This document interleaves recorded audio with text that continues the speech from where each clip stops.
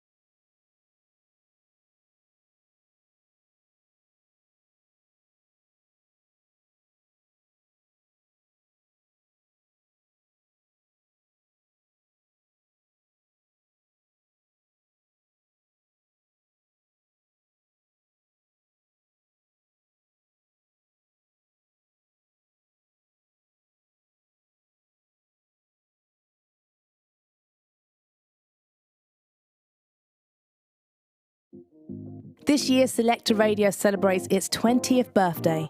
That's 2 decades of discovering, unearthing, and supporting some of the best British talent on offer and taking it to the world in over 35 countries. From Young Fathers and Kay Tempest to Nadine Shah and even Calvin Harris, we've had it all. So 2021 is a year of celebrations. So join me, Jam Supernova, for our series of special events. Keep locked to the show and our socials to find out more.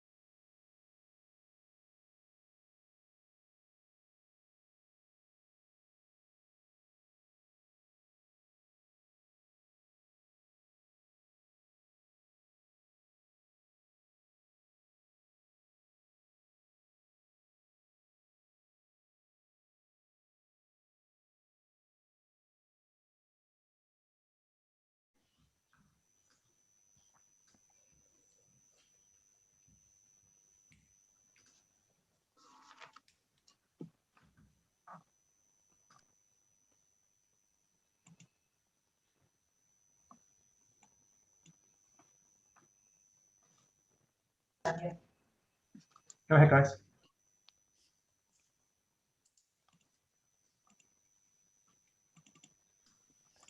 Hello, welcome, Pablo. Would you like to say hi? Hi, hello everyone. Hola, buenos días, buenas tardes a todos. Hello, good morning, good afternoon, everyone. My name is Pablo Rosello. I am the arts director for the region of the Americas for the British Council. And in representation of the British Council, I would like to welcome you all to this first digital and fully Latin American edition of Selector Pro. I'm not going to tell you what the British Council is about, but I would like to share a little bit of context with you guys on the reason why we're organizing these programs. The truth is that in the Americas, our arts portfolio is focused mainly on the development of new communities of practice in terms of culture, establishing linkages with the United Kingdom, and also thinking about collaborations, which is something so fundamental during the pandemic and will be after the pandemic, and also taking advantage of our presence in over 100 countries around the world to be able to develop true global communities around what's new in culture, in the world of culture. Along those lines, we have programs in our portfolios that develop networks for queer communities, like LGBTQ communities, as well as disability or special abilities communities and arts, also networks for women working on digital culture. But the source of this kind of work is the Selector Pro, which is like the pioneering program, the trailblazer here. So the Selector Pro is the program that intends to establish relationships between the new generation of the independent music scene leaders in Latin America and the UK. It is also a global program. And besides going on in the Americas, it has also been held in several places in Europe and in Asia, like in Russia, the Ukraine, and Azerbaijan, and among other countries. So this is a program that is linked to The Selector, which is our weekly radio show, which is listened to in 35 countries, and it reaches out to over 4 million listeners everywhere in the world. This is not a really young program, so to speak. This is the 4th edition in Argentina. This is the 3rd edition for Venezuela and Colombia, and the 2nd edition for Cuba. In the process, this program, the Selector Pro, has harvested a number of programs and partnerships, including the partners that are joining us for this edition: AIM UK, Biche, from Colombia, the Nuevas Bandas Foundation from Venezuela, and Isato Club from Buenos Aires. I have been told to be brief, so let me just finish with just thanking everyone, the partners, my colleagues that are standing behind this program, and thank you to the members of the audience. And hopefully you will have a very profitable and fruitful the Selector Pro LATAM, and hopefully you will plant the seeds of many new collaborations. All open to you. Thank you. Pablo, thank you very much. And you'll be pleased to know that I'll also be brief in just welcoming everybody that's watching to this edition of Selector Pro. We're very grateful to partner with British Council on this incredible initiative. So Pablo and your team, thank you very much indeed. And welcome to all of our colleagues from Argentina, Colombia, and Venezuela. I'm Paul Pacifico. I'm the Chief Executive of the Association of Independent Music, that's AIM in the UK. And I'm a long-time professional musician and have also built my own independent music business. So I really understand the experiences and the needs of the membership that we serve. AIM is a community of entrepreneurs, innovators, and creative business builders in the UK. Each one of our members is a small company, but together we make up 25% of the UK market. So we have considerable strengths together. Selector Pro as a program is really special to us, as it's founded on the principle of knowledge exchange and the establishment of long-term relationships, which is very much in line with the spirit of the independent community here in the UK that AIM represents. So I'm really happy to welcome you all to this edition of Selector Pro and hope you get the most out of the time that we spend together over the next couple of days. I'm personally really pleased to see the focus in the program on some of the wider issues that affect all of us as people as well as businesses around climate and the environment, social justice, and fostering a more inclusive sector for music, as well, of course, as talking about streaming and the opportunities to maximize revenues from the global digital market.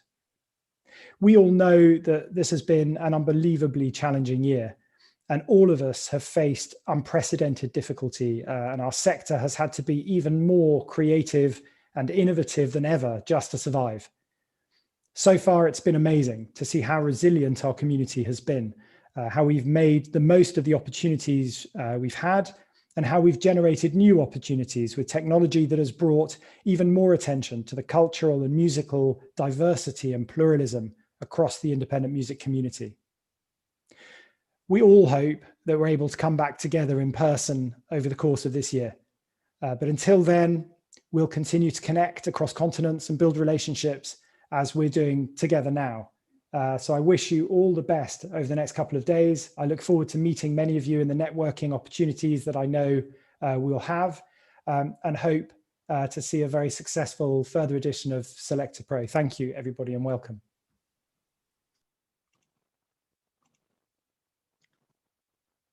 Thank you, Paul. And I think we're now moving to the main session. I think I'm being told to be brief. We've been so brief that we've gone under time. We've got 2 minutes left. Amazing. So, Pablo, can I ask you a question in the couple of minutes that we have left? Of course. What do you think would be, from your experience, the most helpful thing for our colleagues from Latin America to take out of Selector Pro in this edition? How can we help our colleagues best in the challenges we all face? I want to reply in English. I think, as I said briefly in the intro, I think the key thing at the moment, given that we're facing a global crisis in the cultural sector, are the collaborations. And I think the space that Selector Pro provides very successfully and has been providing in the past few years in this region and in the other areas of the world where we run the program is the space for people to meet and develop, sort of co-develop projects together. So I think that is the thing that we obviously want to nurture the network, but we want the network to make sense. And for it to make sense, it has to be space where joint projects develop. And I guess that's across both the creative side, how we work together musically, but also how we do business together and how we help each other build our profiles in each other's countries. Absolutely, absolutely. Fantastic. And are there any particular UK independent businesses that you think have profile and presence in Latin America, and which genres are popular? What works over there for you? Well, I think there's obviously, the plethora of digital businesses that distribute music across the world that are based in the UK. I still think that because of language and distance, but because of language and a different history, Latin America and the UK is still a space that could be much better networked in music and across the arts, which is what the sort of overall scope of my job is. But I think it's more full of opportunities than existing concrete relationships. I completely agree. I completely agree. One of the things I've always observed is how limited my knowledge is of contemporary music movements in Latin America. In the UK, it's always easy to think about, more traditional genres and sort of stereotypes. Whereas whenever I go to showcases with Latin American artists, I'm always blown away by the spectrum of musical influences. And you being based in Valencia at the moment, I think because it happens in many other industries, that the relationship with Latin America is mediated by Spain in many ways. So I think it's interesting that we have this direct, non-mediated sort of platform in this case in the independent music sector.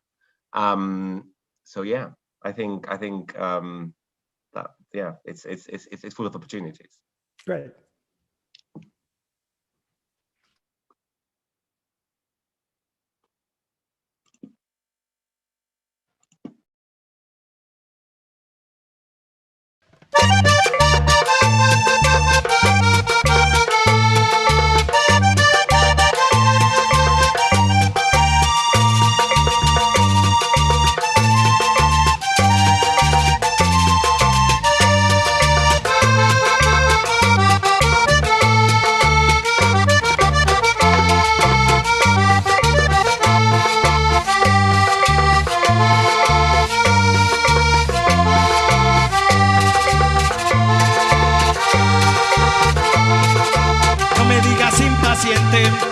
Si por mi vida yo voy, muchas veces en mi mente, ser lo que yo quiera soy. Dicen los vivos, dicen los bobos, el que no gana no está en su ley. En este mundo y en esta tierra vinimos fue para tumbar al rey.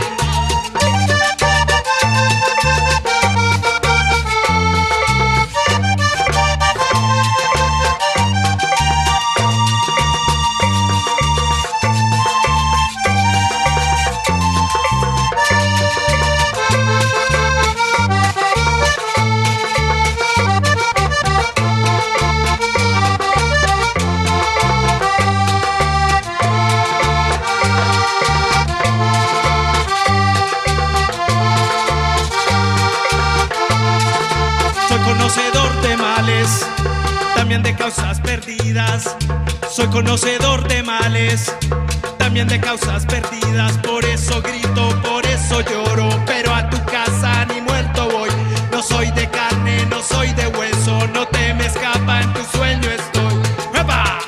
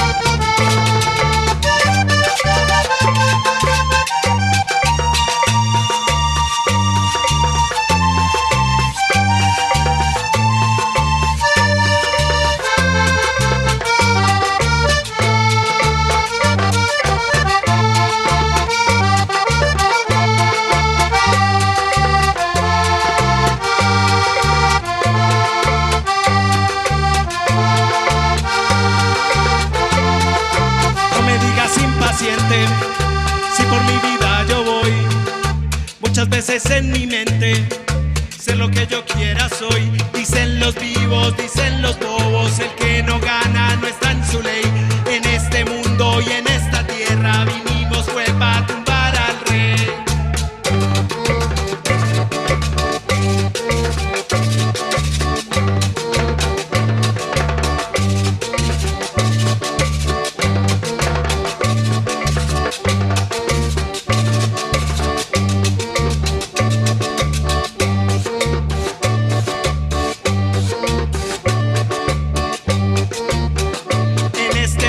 Y en esta tierra, en este mundo y en esta tierra, en este mundo y en esta tierra,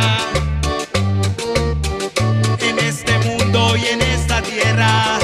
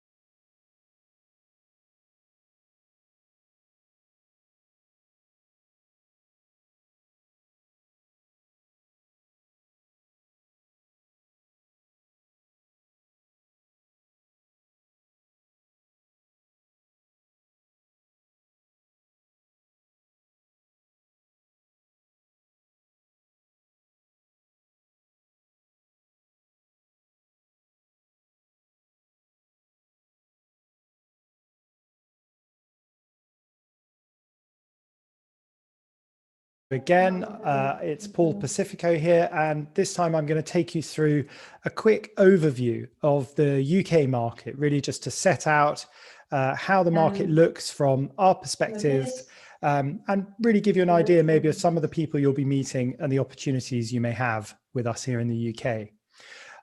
So I mentioned before that I'm from AIM, the Association of Independent Music, and that we represent a whole range of independent music companies here in the UK. And they cross all of the different music genres and things that you can think of. And our members cover a whole range of size of companies, from really established labels. You may have heard of some of these UK music companies here that I've put up, but also a whole load of small specialist labels. Like here we've got Jazz Refreshed, Brownswood Recordings do a lot in jazz, Hospital in drum and bass, as well as companies like XL Recordings with artists like Adele, who no doubt everybody's heard of. So we really do cover the spectrum of the music industry. In the old world of the industry, we used to look at these different roles as being separate, often represented by separate businesses. So you would have music publishers, managers, labels, promoters, and agents, all in different businesses servicing the artist. In the digital market and the new wave of entrepreneurship in music, we've seen a lot of these cluster together, to come together. And what we often see, more than a strict definition of a music publisher or a manager or a label, is actually an artist forming a primary commercial partnership with an independent business and working out how to work together in partnership to grow their career. So AIM, the Association of Independent Music, we exist to really represent those entrepreneurs and experts that deliver value-added services in music, the human touch, the things the machines can't do or can't do very well. And of course, our community includes artists themselves. So many of whom release their own music, represent themselves, and also are entrepreneurs in our economy. AIM prioritizes certain areas, what we do and where we add value. And from an external point of view, that's around innovation, the use of technology in music, where our worlds meet and how that works. And entrepreneurship, how to grow your business, how to make business work in music in the 21st century. And where creativity and commerce collide, how that works, whether it works well or whether it could be improved. We try to help our members understand that. We do that in 3 different ways. Our internal priorities are around knowledge transfer. So Selector Pro is a really good example of where we're helping our members connect with and exchange knowledge with other partners.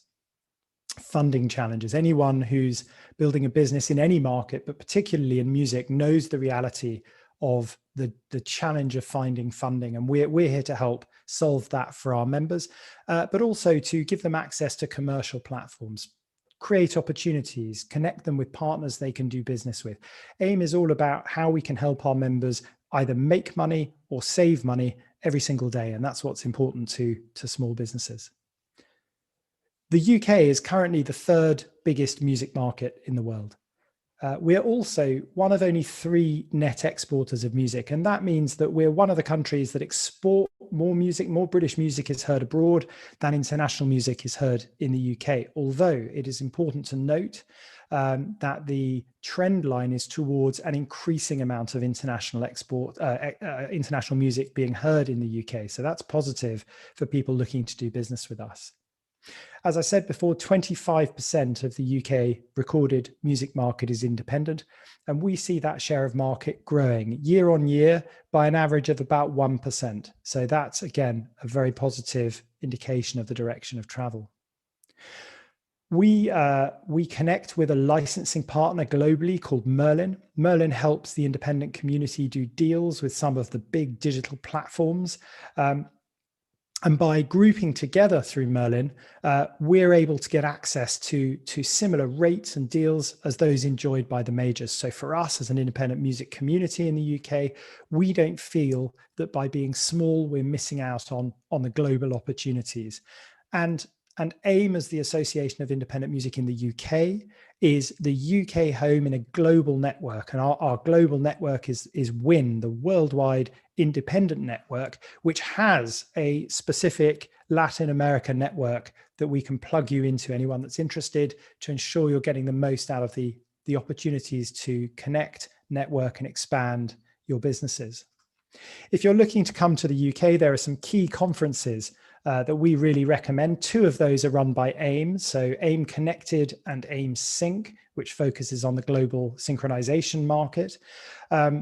We also partner with and recommend Wide Days in Scotland, The Great Escape, Output in Belfast, and Sound City in Liverpool.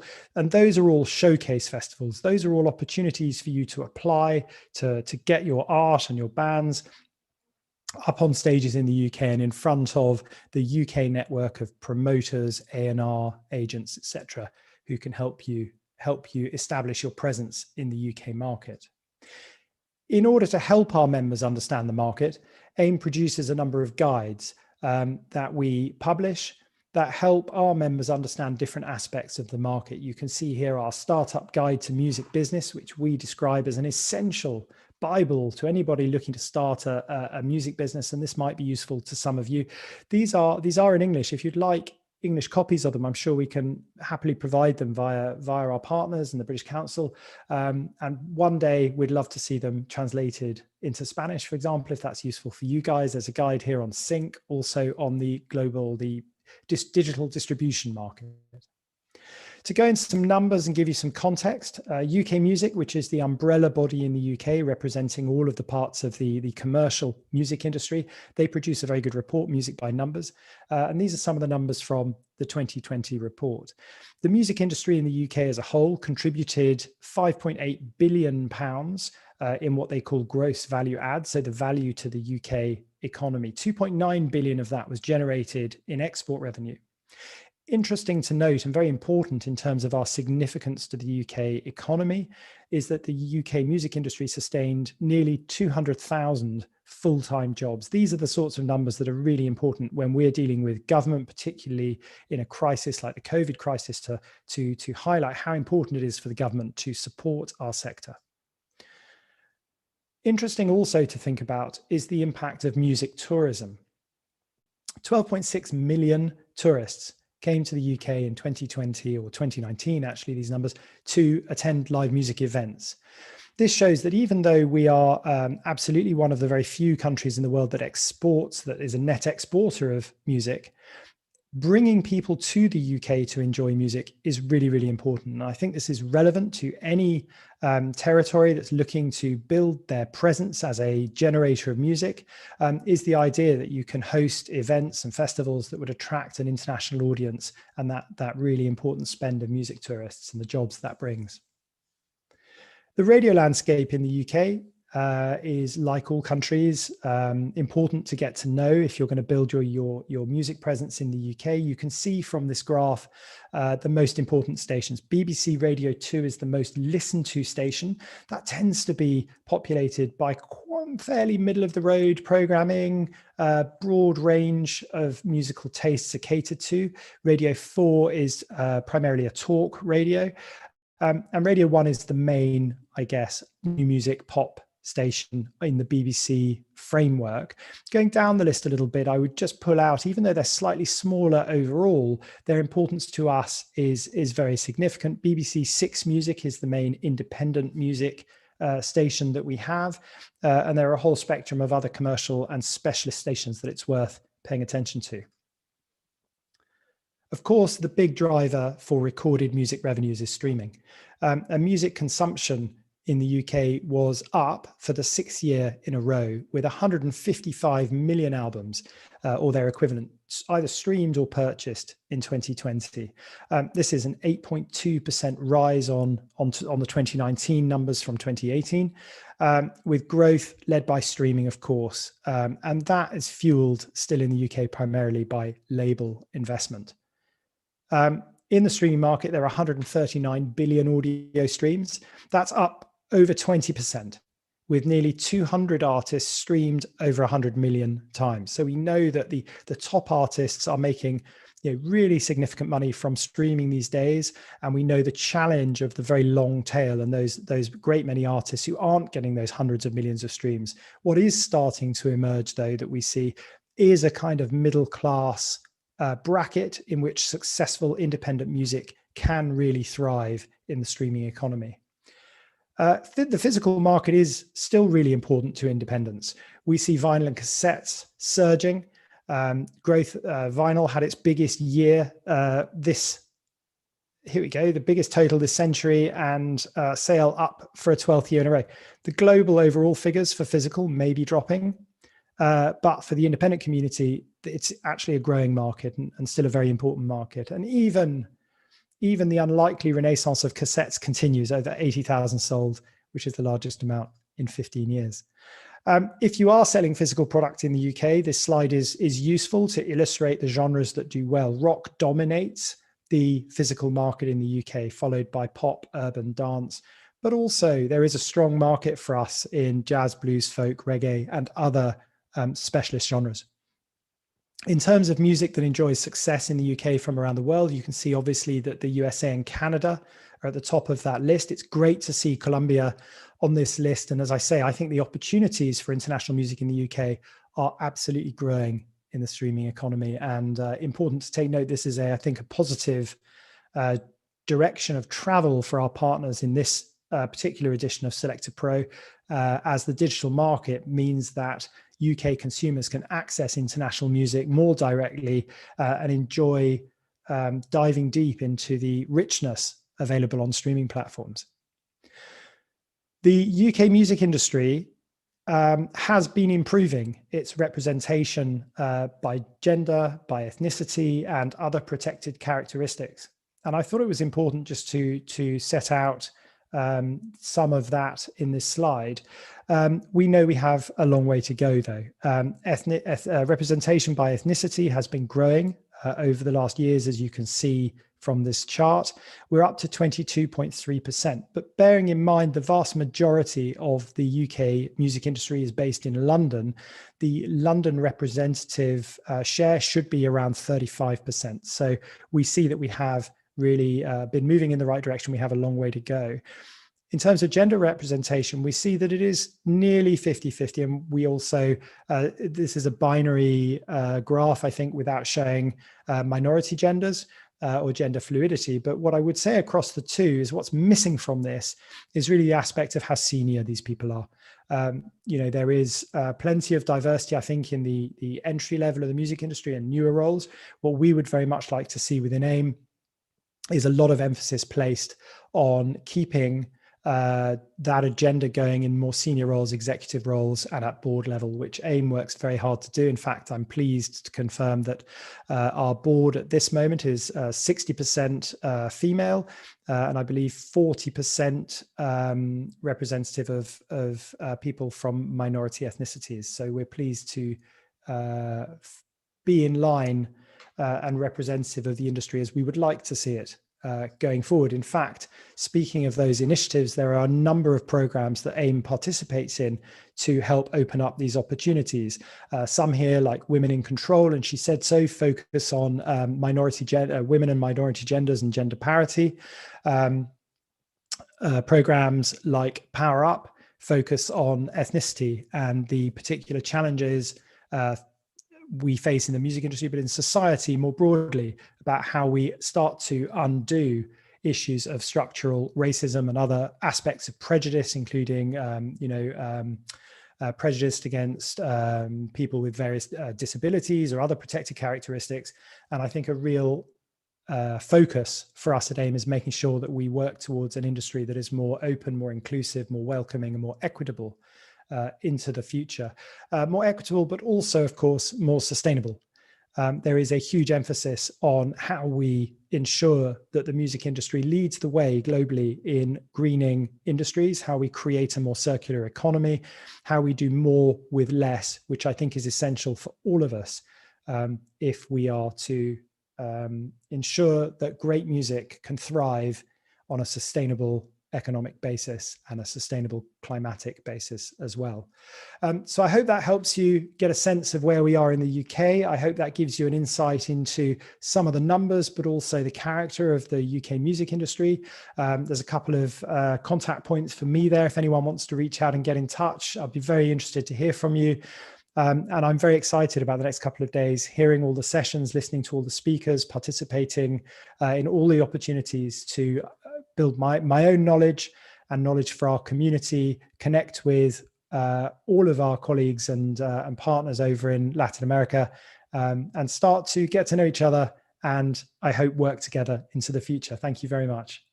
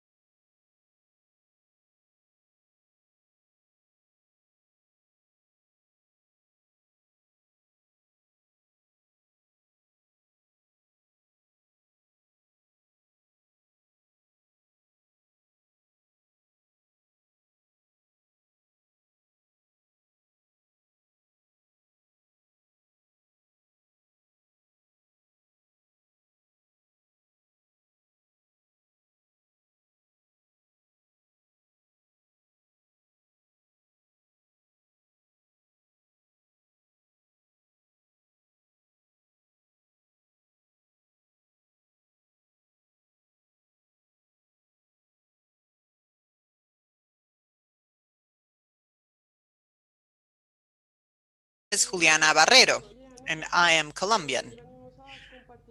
We are here today to share with you the knowledge that we have on the music sector in Colombia in order to show you a bit how the music sector works and how these past years have gone with this parenthesis, of course, of the pandemic. I will first of all introduce myself. My name is Juliana, and I am the Associate Director of Lado B. We are a company in Colombia that does research and studies on the Colombian market. During the pandemic, I had the opportunity to come very close to the music sector from different perspectives and points of view. One of them is international trade. This led me to understand the commercial flow of music with ProColombia. This is the agency that deals with exports in our country. We also analyzed the public policies in the district of Bogota, and we conducted a research study in order to understand what the effects of the pandemic were on the sector of music in our city. Finally, to considering a wider scope, we studied the trends and the behaviors of music as we have studied in the past 4 years. This was work with the Ministry of Culture and the Chamber of Commerce of Bogota. So I will now tell you a little bit about what we're doing and what has been happening during these days and these last years of work. We will divide the story in two, because in order to talk about the music sector in Colombia, as with any music sector throughout the world right now, I think we need to tell the story of what was happening before the pandemic and tell another story about what is happening now during the pandemic. So let me first do a recap of what was happening in Colombia before the pandemic. In the past 10 years, the music sector was consolidated. They were very strongly supporting the live music industry. And the previous decade, this had been a bit quiet in that department because of different circumstances. There was more passive demand for live shows, but also this had to do with a very stagnated production sector. Over the past years, however, different companies became consolidated in the sector of live shows, and this made Colombia an epicenter, a hub for tours, for international tours, especially in South America. So live music grew, demand for live music grew as well, and live music production companies were able to position themselves. Another important fact is that they were able to, certain brands became consolidated, and these brands before the pandemic, they were sort of like in a midpoint, not fully reaching exports. And in terms of the public sector in Colombia for live shows, the public sector involved in live shows is becoming more and more consolidated and offering more options. So in live music, what was happening before the pandemic, this was a sector that had become consolidated, a demand that was responding, and the demand was growing as well. Like I said, turning Colombia into a hub for international tours. In terms of the digital world, there was an increase in digital consumption of music. There was an increase also in paid subscriptions, a high use of non-paid subscriptions as well, but also a major growth in paid subscriptions. This also led to a large market that continued to grow. Of course, access to consumers. Consumers were being able to access more sophisticated cell phones, and they started developing the habit of listening to music through new devices. They moved away a little bit from radio, etc., and really started using and consuming music platforms. So this was a growing, thriving sector that was already being consolidated, but it gained momentum in the digital space as well. Colombia worked with different companies at an international level, international platforms that started opening offices here, and this led to a significant growth of the market. An important phenomenon that was observed, and it was the fact that Colombian musicians started being more present, and they started finding market niches that were more specific, and also independent associations that were not associated with a massive market. And they were able to reach a continuity and a creative process that was becoming increasingly consolidated. So this is a little bit an overall description of the context pre-pandemic. Of course, we were seeing new players like in every market, especially in the digital world, and also high levels of concentration in the industry. I think that this is present everywhere in Latin American markets. In terms of strengths for Colombian music, we observed a consolidation of the reputation of our sounds, and also a recognition, a clear acknowledgement of a music with a certain very clear identity, with a strong tie to the Caribbean, but also becoming increasingly positioned along with other musics like the music from the Pacific or the music from the center of our country. And along those lines, with this growth of the sector, we also started specializing more in or focusing more on human capital. Human capital became more specialized, and with this, this led to a strong recognition over recent years to become a point of attraction for the music world in our country. More also for commercial urban music like reggaeton or Medellin, of course, as a production center for that type of music, but also for other types of music as well. There were record labels that began developing and focusing on a certain specific sound, and which wanted a lot of people wanted to engage with this type of sounds. These were the strengths before the pandemic, and this led to strong opportunities for monetization through streaming. Consumers were recognizing other types of music more and more, and recognizing that sound, you know, that specific sound, and understanding what this new sound was about, and also to have different collaborations. This was a creative field that was becoming increasingly consolidated, and this involved, of course, Colombian musicians and also musicians from other parts of the world with very interesting experiences. 2 years ago, for example, the creative music exchange between Colombian musicians and musicians from the UK.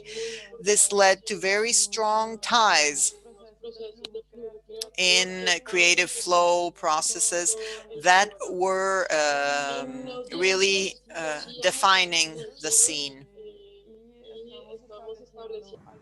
We are now establishing regional partnerships as well. However, of course, there's always an obstacle.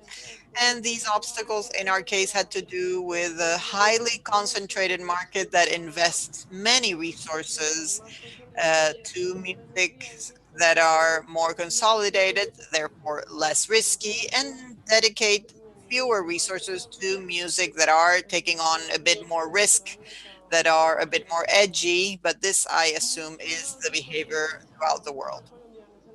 Colombian music is appearing more and more in international fairs, and is becoming positioned in international markets, and is also participating in commercial missions to access foreign markets and expand. This is, in a way, the general description of what was happening before the pandemic. So, the pandemic broke out, and of course, everything that had to do with live shows was canceled, as happened in the rest of the world. And the big winner in our market was, of course, recorded music. Platforms became even more consolidated, artists more concerned to bring content to these platforms on an ongoing basis, and a response of the local market to expand consumption of Colombian music.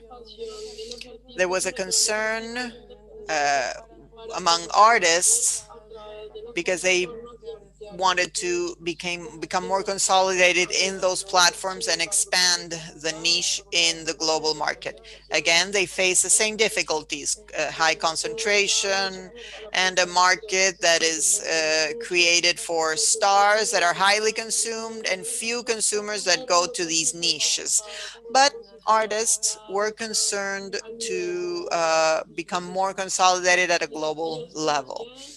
We have remaining challenges, of course, everything that has to do with the digital markets, everything that has to do with being able to position artists in this vast map where many artists are competing to access the same platforms.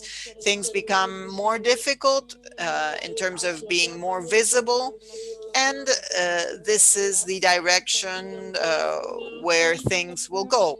I think public policies are very important, but public policies will face many challenges to reactivate live music in our country and reopen the country as a platform for the artists of the world to come visit and use this as a hub. From the point of view of public policies as well, there is a commitment from the cities to quickly reactivate the sector despite the difficulties, and also a sector that finally has shown to be resilient in this last year in order to maintain the economic and productive activity. Despite the difficulties and the scenario right now, there are many artists who are committed to maintain and change flaws that existed in the past in order to resume activities and for things to not to be so difficult, because of course live shows were the most significant casualty of this pandemic. We have seen a lot of creativity, a very dynamic growth in the productivity processes and the content, the circulation of content. We hope that the reactivation will help us, and we hope to be able to resume where we left off and continue that growth that we had been experiencing in the past. This is all. I would like to thank you for this invitation. I thank you for allowing me to share this experience with all of you and our experience in our country. And I hope that soon we will be able to meet together again for a live concert.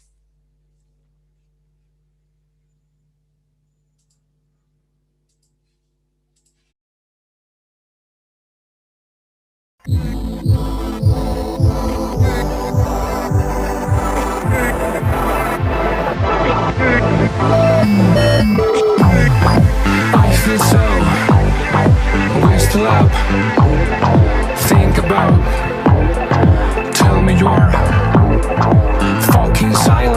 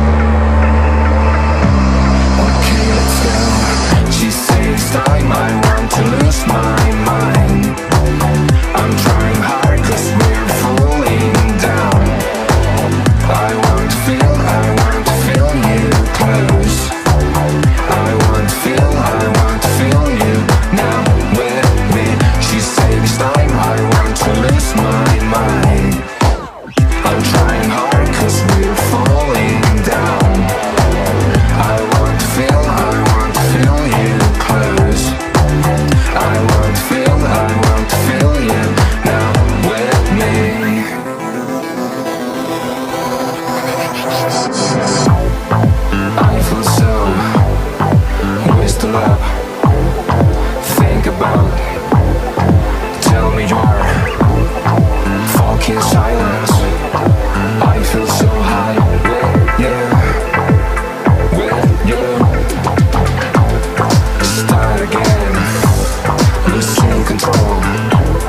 Smoking clouds, so powerful. Fucking silence. I feel so high with you, with you. I want to be in this universe with you. I want to feel you. I want to touch you now. Okay, let's go. She said it's time. I want to lose my mind. I'm trying hard cause we're falling down. I want to feel you close.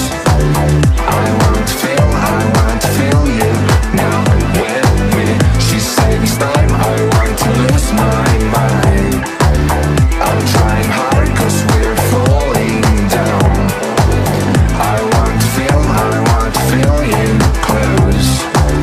I want to feel you now with me, with me, with me, with me.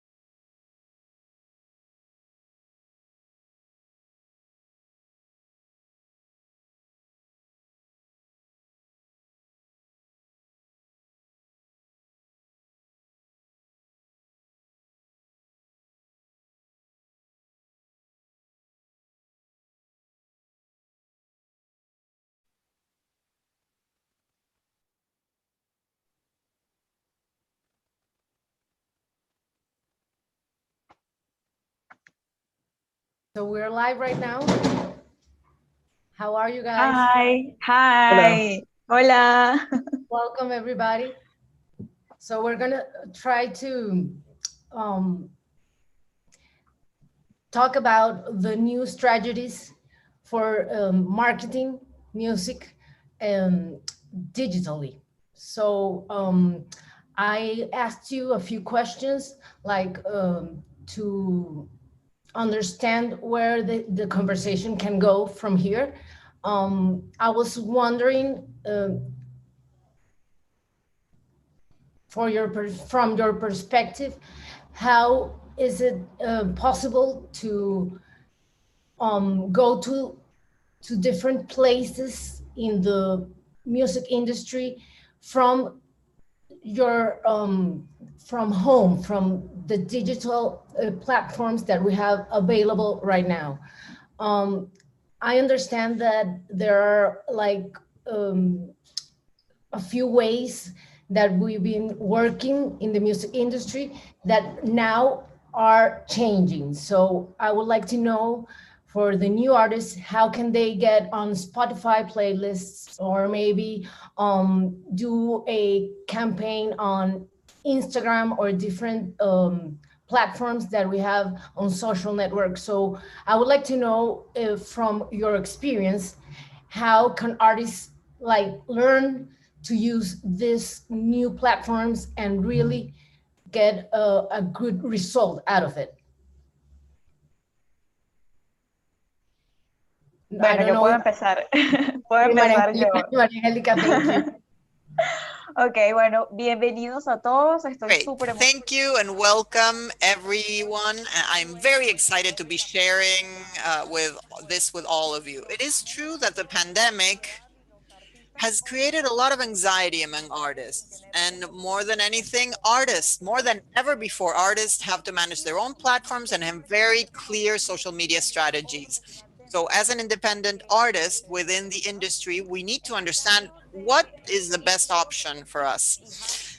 I think that when talking about tips and hacks, I would like to clarify that no hack will bring you there overnight. Yes, of course, this is slow burn, it's gradual, but there are certain tips and tricks that can take you to your objective a little bit more quickly.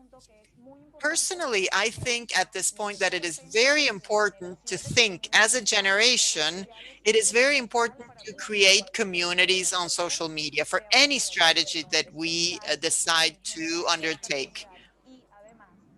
So within this community, having a good brand, yes, good branding in general, and positioning yourself in the industry so that you can integrate your social media into this communicational strategy is super, super important. So I will start with that, and then we can discuss a little bit more. But I think that creating and generating this musical brand is extremely important because it allows you to position yourself, but also allow people to choose you instead of other artists. So to choose you. So what I will be talking about is branding based on authenticity and really respecting and reflecting your values and everything you stand for. Your values, your DNA, everything you stand for.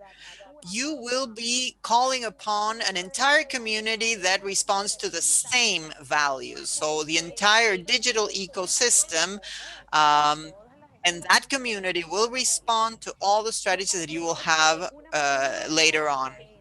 So if you have your DNA, yes, if you have your brand, your values, you will create this within your ecosystem, and that will lead to success, and that will allow you to position. In order to do that, you have to think, okay, this is what I am.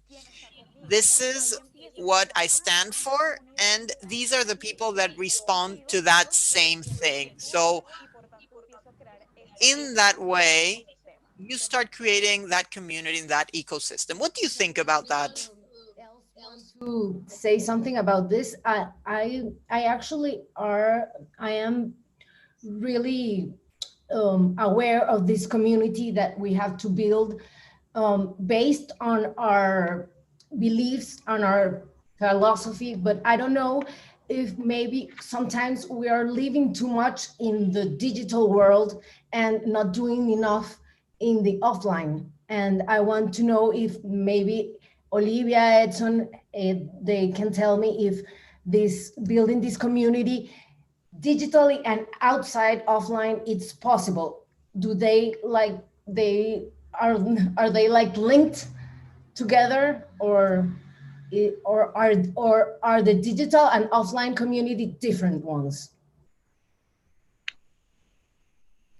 I mean, I would say they're linked. I think that digital can kind of reflect the real world. And I think, within the digital space, if you focus on purely followers, then maybe it doesn't always connect to the real world. You need to focus on engagement. You need to find the top fans, because they're going to be the top fans outside too. They're going to be the ones coming to shows. They're going to be the ones buying the albums. So I think it's really important that within finding, how you can engage digitally in an authentic way, that really links into doing that in the same way in the real world. And if you find that, and then you find your top fans within that, then that kind of ties the two communities together. because yeah, I do really think they reflect one another. Thank you, Olivia. Edson, do you have something you want to add? Bueno, pues respecto al hecho Well, de las redes, I todo, wanted to mention the fact that I truly think that I don't think so much on how you take your project to the offline. Oh, sorry. They are asking me to choose the Spanish channel. Yes, because I wasn't hearing the translation. 1 second. Let's see if someone can. Yes, I have 3 dots. Yes, you have an icon that's like a globe or like 3 dots, but I can ask the question in Spanish if you want. Yes, that's better. Maria Angelica was talking a little bit about how a digital community can be created and that is fully authentic to your philosophy, to your DNA, and what your artistic DNA is. So being as authentic as possible. And Olivia, of course, agrees with this. So even though we're in the middle of a pandemic and we know that digital is sort of like the stronger player here and the most available tool, but offline continues to exist. So those communities, both the digital one and the offline one, they are intertwined. Yes, they are associated one with another. So how do you do to maintain both? Because many times, and sometimes we're in digital limbo. sí, pues yo lo que pienso es que What I think is that, at least in my perspective, las redes es como the way I use social media is to show and to communicate what I'm going to do offline. That's the sole purpose of social media. I've always used it as a method for communication for my shows and of my products, yes, my video clips, etc. I think that it's a good way to do it, but I've always communicated with the people directly through shows. That has always been my best way to connect with the audience. And I've never had the perspective to expand that market in the digital space. What I just do is just cultivate and nurture that small community that we create outside of the mass market and massive music. I think there's a lot of market for that. There's a lot of options in that sense. So if you are producing all the time and you can circulate in those circles where that music exists, I think that the essence, uh, just the social media are just a method to communicate those movements. I don't think it as the extension of a brand or a thing that needs to be expanded per se. I think actions take place in the street and in uh, the open space. Right. If you do not generate the content outside, what would you be communicating digitally, right? That's what you're saying. So the content that you have on social media or on the web, etc., is like an echo of what you do outside, online. Yes. In my perspective, of course, there are people who are much more active on social media, even more active than with live shows. It happens. Yes, actually, another question that I was asking myself when I was invited to be the moderator of this panel, I was wondering also, how can we create like digital conversations, yes, or organize master classes and that type of thing? I think maybe an audience that has no access, or if we talk about Venezuela, for example, for a long time, we've had a disconnect with offline things because we have situations where digital become the norm. Yes, even bands, I don't know, one artist is in Venezuela and the other recording artist is somewhere else in the world. So I think that this tool that during the pandemic has become even more widespread, this type of conferences, online conferences, maybe could be a tool for artists to become more and more known, right? I think more than becoming widely known, I think it's more like a stage for action, like a platform for action, not just an amplifier for what you do, but also a stage where you actually perform, where you have your presence and you achieve some kind of social, political, and artistic incidence. So it's a tool in that sense as well. Marto, muy buenas a todos y bueno, agradezco. Hi, Marto, how are you? It is a true honor to be sharing this with all of you.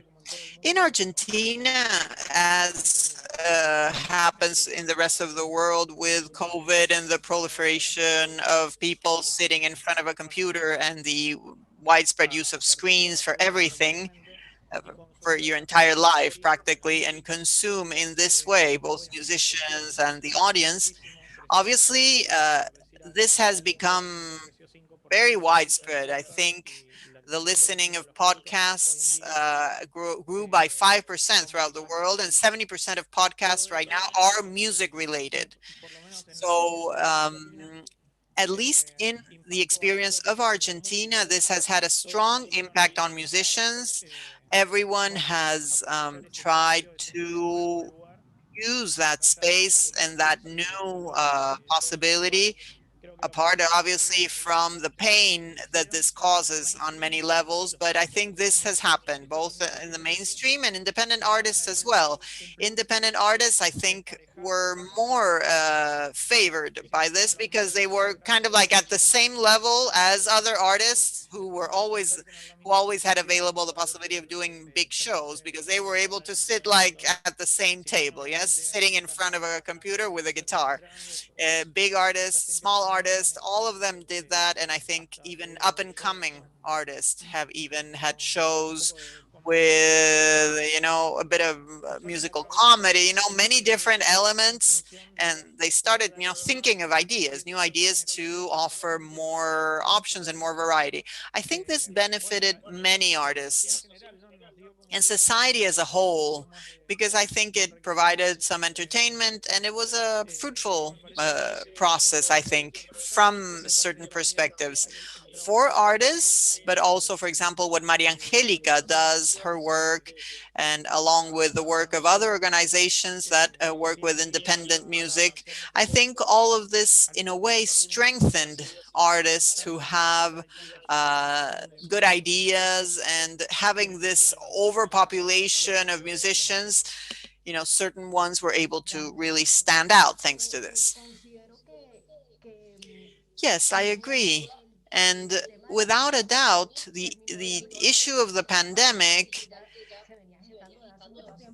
really sort of pushed this process forward and sort of consolidated a trend that had already existed before, because we could go to a conference, but it was difficult to access many things. And all of a sudden we were able to do it digitally. So these digital tools have to be leveraged more and more. However, I do agree with Maria Angelica that the tools are so many that it's important to know which ones are most adequate for each artist. And I don't know if any of you has any idea of which are the ones that we should be focusing on, because obviously streaming, we have Apple Music, Diesel, Spotify. So which one is the best? And also, I don't know, Maria Angelica is the expert here. So here's where I get all confused and everything. So maybe I think that's quite normal. There are so many options. We are overwhelmed by options. We don't know where to begin. But I think that we should always start by understanding who you are targeting. Some people don't think that within the digital ecosystems and within social media, they think that they will just access everyone, and target everyone. People think, okay, come to Spotify and listen to my record. But no. Available in all platforms, we announce. But right now, it is really not enough nowadays. If you want to target the people that you are actually choosing, who have their own interest, who are in a certain location, who have certain behaviors, etc., you have to develop a communicational strategy. choosing the correct platform for them is the key. If you're going to choose digital or streaming platforms, for example, Spotify in Venezuela doesn't work. In Venezuela, Spotify doesn't work. So why put your music on Spotify if you want to reach the Venezuelan market? Same goes with social media. You're not going to choose 1,000 options of social media because you think it will expand. It's not just a matter of amplifying and expanding. It is a matter of talking to the right person and create your leadership and your reputation to really stand out and say, this is my brand. Let's see what will work best. Maybe these people use Instagram more. Maybe they don't use TikTok as often. Maybe you have to choose the platforms that best suit your audience. The same goes for streaming platforms. So that's the way to study the market, the digital market of our competition, and see how the industry is working in order to really target and talk to the right people. Yes, I'm thinking of the word segmentation. When we talk about segmenting, if last year actually I did a course, a musical marketing course with Berkeley. It was an online course, and the teacher was talking about studying your audience, but not leaving aside the potential consumer. Right? So it's not just targeting the audience that you already have, but thinking of the potential consumers. I know that we need to think maybe of how those people consume music, if it's streaming, if it's vinyls, if it's CDs. So that will influence your decision. But we might have a captive audience, but we also might have a potential audience that we might like to tap into. So we can focus on Venezuela, but maybe we're not considering other audiences. In Venezuela, a Venezuelan that will say where it's available on Spotify, but here in Venezuela, we cannot have Spotify. So it complicates matters. So maybe using all the tools that we have available, but also have a mental map to define where we're going and seeing exactly what we are targeting here. And then once we get there, choose the right tools. I don't know, Olivia, what do you think about this? Yeah, I think I generally I kind of help artists with their social media and the platforms that they use to get their voice out there. And my mentality is always good housekeeping. You know, be on the platforms that you can be on and find ways to connect on them. Obviously, I try to focus on the platforms that the artist enjoys the most, because if they enjoy them the most, that's where the content's going to be the best. But then I also look for where there's a big opportunity. For example, TikTok, huge opportunity. You know, it's really quick to grow a fan base there. And it's really easy to, you know, each bit of content is considered in its own right. So you can have an account with very few followers, but still have a piece of content seen by 100,000 people within a day. And so for loads of artists, they think, well, that's not the platform for me. You know, I'm serious. I don't dance. I don't do silly clips. And I say to them, well, let's find a way to use that platform in a way that's authentic to you. So, you know, if, for example, if you're a producer, maybe you do clips breaking down how you made a particular track, or, you know, if you're a singer-songwriter, maybe you do quick covers or things like that. It's finding a way to have good housekeeping on these platforms to make it work for you without sacrificing your integrity. And I think that allows you to tap into different audiences. I love that. I was going to ask about TikTok. Is there like particular budget or something that should go for making music for that, for making a clip? Is there like, do you have to invest something like making a special, like radio edit, but TikTok edit for doing a challenge or something like that? Is there a particular budget that we need for doing that if you have an account, maybe? I'd say the most important thing is to be active on the platform or anything else. I think before budget is allocated and before you go down that route, the artist needs to be leading it. One thing that I've noticed is even doing, using influencers for TikTok to push a track and things like that. If the artist isn't leading the trend or isn't really involved on the platform, it can tend to fall short unless you put a substantial amount of money behind it. And for artists that are smaller, it just doesn't seem like a good spend. Doesn't make sense. But I think, it is really, really cool to look into doing TikTok remixes of tracks because sometimes they perform better than just the 30-second clip. It's also worth looking at what 30 seconds you're giving to TikTok to make sure that, sonically it makes sense. We know that moments in a track that kind of have a drop or the beat changes dramatically, that's going to do well. So making sure that we're kind of creating those moments. I think it's always worth considering TikTok at the moment. It's one of the fastest growing platforms. The audience is a massive range of people and we're seeing different segments of TikTok come out. So I think that kind of leans back into the types of audience. There's a arts and crafts community, there's a travel community, there's makeup, there's skateboarding. It's finding the segment that fits your artist and then building on that and building a presence that way. And then maybe you should think about putting budget in if you're seeing something happen and just amplifying what's already there. I think that's important. Thank you so much, Olivia. I love that point because actually I was doubtful about TikTok and artists, because I was one of those people that thought that, okay, TikTok is not for me. And I don't dance or anything. And I don't know, and I didn't know there were millions of communities that we can profit from or really build on it. So thank you so much for that piece of advice and information. I don't know, Edson, ¿te quieres decir algo al respecto de este punto? Edson, would you like to say something on this point? How about you, Parto? Can you help me with the questions, please? We were talking about the platform segmentation.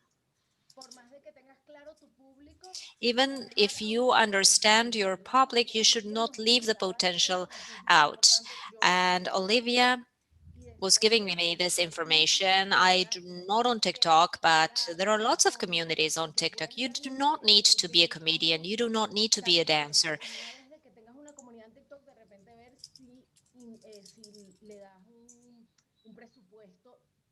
So once you explore TikTok, you have to consider your budget. Have you used TikTok? I'm sorry, but he has silenced himself. Yo estoy un poco en el sándwich, metido ahí como el tomate en la hamburguesa, en la mitad, porque I'm right there in the sandwich, so to speak. I belong to the pre-digital era. So social media did not exist when I started out. I started out as an independent artist at a time in which there weren't possibilities of getting signed by a company, by a record company that would take you to vinyl, but the digital did not exist either. So it was a limbo. It was a weird limbo back then. And then the digital barged in, and it barged in as social media, and I use them as social media.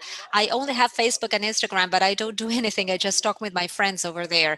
So for me, thinking about a commercial strategy through social media is something that has never really worked for me. I have not used it much, or it has worked for me as a means for communication, of course, where I can communicate what I'm doing.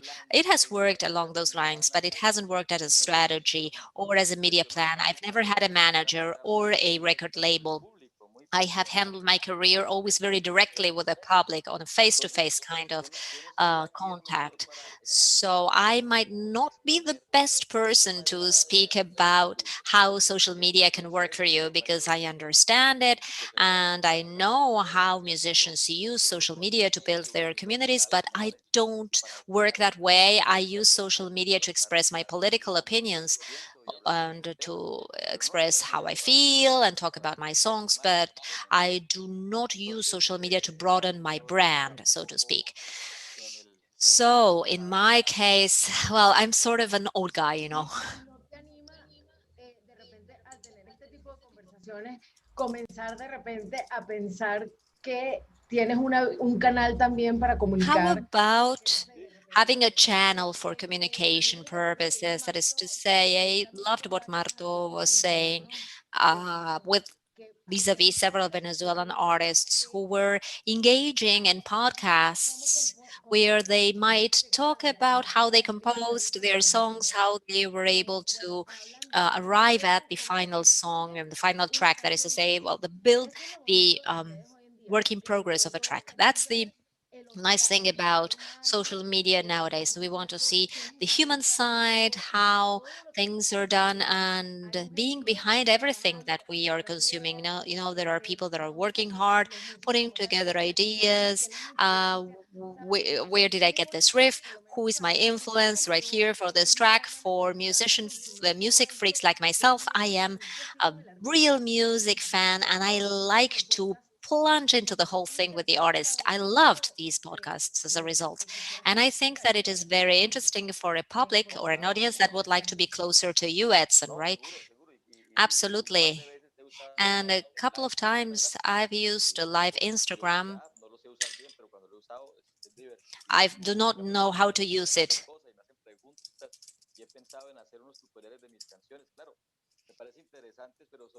I thought that this was very interesting, but I can see that it is a very good tool when it comes to establishing a more human kind of contact, a closer contact with the audience. Talking about social media, I admit that the tools are there. I know that they are there, but I'm not really hooked on them. For me, the development of your audience is much more slowly and so on. I'm sorry he broke up, so I didn't catch his joke. I do not have a strategy. That's the thing. I have lots of excuses not to build a strategy, social media strategy. How about you, Maria Angelica? Before giving the floor to Marto, because I know that Marto has something important to say, I can see his face right there. Before I forget, I would like to step in and say that the whatever campaigns are launched in the most creative and possible ways extrapolated to our offline work. That is to say, what we are discussing right here is not just social media. There was a successful marketing strategy for whatever musical project, festival, independent musician. This will always be extrapolated to things that we do elsewhere. That is why we emphasize this so much. It's not that we are shunning offline actions, but because of the pandemic, as Marta was saying, now more than ever, we are so connected on our mobiles, and there are successful artists that do not need to have so many acts, but independent musicians need to step out differently. And the first and foremost communication channel is the internet, the digital ecosystem. As Pata was saying, in the case of Los Mesoneros, for example, this is a band that has done lots of digital stuff here, for example. So how are you going to reach out to your audience? And well, talking about the platforms we were discussing just now, where are you? What are your fans listening to? And how am I going to showcase what I have differently now, here and now? Thank you. Let me step in. Pata, what I was going to say, and I did not want to forget this, is that it is super important to build relationships and make the relationship between the actors more fluid. I am a radio producer. I have been a radio producer for a number of years. Same thing for media artists, managers, press, and podcast platforms.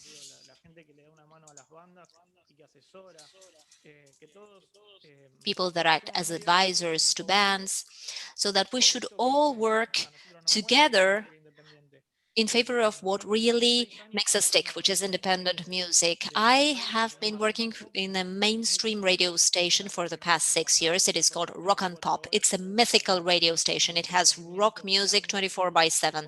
So it is highly popular. It is at the top of the lists. It's a killer radio station, and at that radio station I saw the transformation between the moment that I started working there 7 years ago. There were stacks of CDs of by independent artists that were sleeping there, and no one would take them away. And the artists gave us those CDs, and it was impossible for that station to put those artists in the air because they were too many of them, and also because the station had a mainstream music dynamic that did not have any room for independent artists. With time, I started picking up those CDs that were stacked up there in the radio station. I brought them over to my home. I started listening to them, and listening to a musician is a first step to get to know that musician. When you're a producer like myself, when you produce a radio show or a TV show or whatever. And with time, I realized that there were more people like me that paid attention to this. I started to go to different music clubs like Niceto Club. And I'm sure that there are similar clubs like this one in the UK and in Venezuela or Colombia that give a space to indie artists in pretty much the same way as the Selector Pro. So with time, the people that I came across, I started to work both pro bono in smaller stations where I might be able to disseminate all this. And the people that surrounded me during these years, we are stepping into more massive, more mainstream media, and that is something that I really feel proud of about. That is going on in Argentina, and let me be synthetic there. In parallel to music distribution and marketing, and the marketing strategy as well, as far as the media are concerned, something crazy is going on. I don't know if the same thing is happening in your respective countries. It's a good thing that you tell about it. It is community-supported radio stations. For example, Congo FM, El Destape Radio, Futurock. These are radios that generate communities, and they have a big followers base, and they make indie artists available in many cases, and doesn't apply to other cases.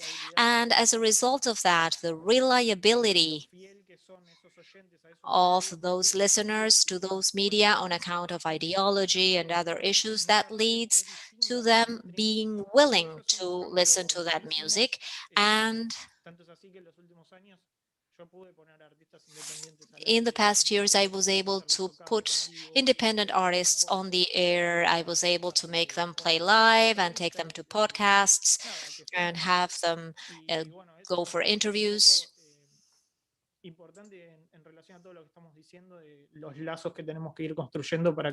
That has to do with the bonds that we need to build in order for many of the artists that see this may be able to make progress. I think that that is what they are looking for. Thank you, Marto. I had that question in connection with radio because I also have a profuse experience in radio. For 17 years, I am a host, amongst other things. So I will talk about Caracas, specifically in Venezuela. So in very popular radios, you can hear independent artists having to do with alternative rock, alternative pop, because there is a lot of Caribbean music going on, a lot of urban reggaeton. So sometimes alternative artists can only have access to non-mainstream radio stations, niche radio stations. And still, these are radios that are truly independent radio stations do not exist. So the work that we do away from these stations is quite weighty if we do this from a digital standpoint, etc. But to be able to sound on the radio, there are a number of parameters that are still not altogether clear. But I think that what you're saying is quite interesting with regard to these stations that have originated in Argentina. I don't know how you see things, Mariangela. Well, same thing as yourself. We live in the same country, and that is the way things are. However, I would like to add the following. At least in Venezuela, the presence of radio has always been super important when important launches are going to happen. And this is very interesting for all the people that are listening to us. It is a source of support to be recognized in your own country before you decide to go global. I think that everything that is done domestically is the first step before going global. Now we have social media. Some people choose not to have a radio tour because, in our case, but it can be a little difficult to be able to find a way in with specific musical genres. But there's also the digital world. Nowadays, a musician with a good work team can create a campaign. In my agency, I put together the campaigns, and I do this with the support of the media. So we have to play around this. In Argentina, as far as the media are concerned, there is a little bit more openness, but we should make the most of this current situation so that in Venezuela we may do things the way a musician can do them, with a lot of effort and quite a bit of strategy, so as to be able to integrate with radio and more traditional media. Thank you, Maria Angelica. Do you think radio is still in an important place to go and maybe try to get your music to some airtime? Yeah, I still think it's important. I think it really depends on, you know, where you are as an artist in your career. Because sometimes I think, you know, if you don't have loads of budget and you're very much doing it on your own and you don't have extreme levels of support, I sometimes feel like by just doing enough in the digital space of like social media and doing things that kind of stop people in their tracks and get their attention, you kind of then have radio coming to you. You have these opportunities coming to you off the back of your hard work with building your audience. And I think that sometimes that can be a better place to focus and then let other things kind of fall into place. Because I feel like, you know, just looking at the way that social media has changed the landscape of music, I see all the time these, you know, very, very small artists who maybe do something really innovative or something really interesting and their fan base shout about it and it goes viral on Twitter, and then before you know it, you know, a radio presenter is tweeting them back and it becomes more of a moment and it can snowball. And I kind of, with what I do, I focus on creating those moments because I think they're really important. Thank you so much. I have here 10 minutes and 53 seconds. So I'm gonna read some questions that people have posted in Slido. Voy a leer algunas preguntas que tienen por aquí en Slido. Y me preguntan acerca de TikTok. People ask about TikTok. Just thinking about what Olivia was saying about TikTok. What do you think are the best examples of artist-led do-it-yourself campaigns on social platforms? I think a really good one I saw most recently is somebody called Sam Ryder. And he's been doing like very short clips of him singing songs, typical kind of covers. And he's got a brilliant voice, and that's one of his incredible assets. So he does this clip, and he's been doing so many that over the course of like a year, his audience has grown and grown and grown. And now he's releasing his own track. And the way that he announced that was kind of with a clip on TikTok of him singing his own song, which, you know, use the audience he's already built, and I thought that was quite good. I've seen some artists, so there was a girl in the UK, and she did guitar riffs of famous songs just in her room, and that built a massive audience. So I've seen loads of different things really, but I think it's all about using the platform the way that works for you. And if you already have a talent, it's about exposing that talent and bringing more people to see that talent rather than trying to become something you're not. I think that's key. Thank you, Olivia. If you can probably put the name of the artist that in the chat, so maybe we later can look for the artists and take a look at their strategies. Would be really good. Sure. Thank you. Let me see another one of. Okay, there's a question here for somebody who would like to know. Maybe Maria Angelica can help us in this one. How is the consume of Venezuelans music without Spotify? This is the question. Actually, I would love to know more about how Venezuelans consume music without Spotify. ¿Cómo los venezolanos hacemos para consumir música si no tenemos la plataforma de Spotify? Bueno, Para- YouTube. YouTube. Short answer, YouTube. YouTube is the #1 platform, at least in Venezuela. I use it a lot. I also use Spotify. You need to make a couple of tricks in order to be able to access Spotify in Venezuela. But if you do not have the platform or you do not consume it, as most people,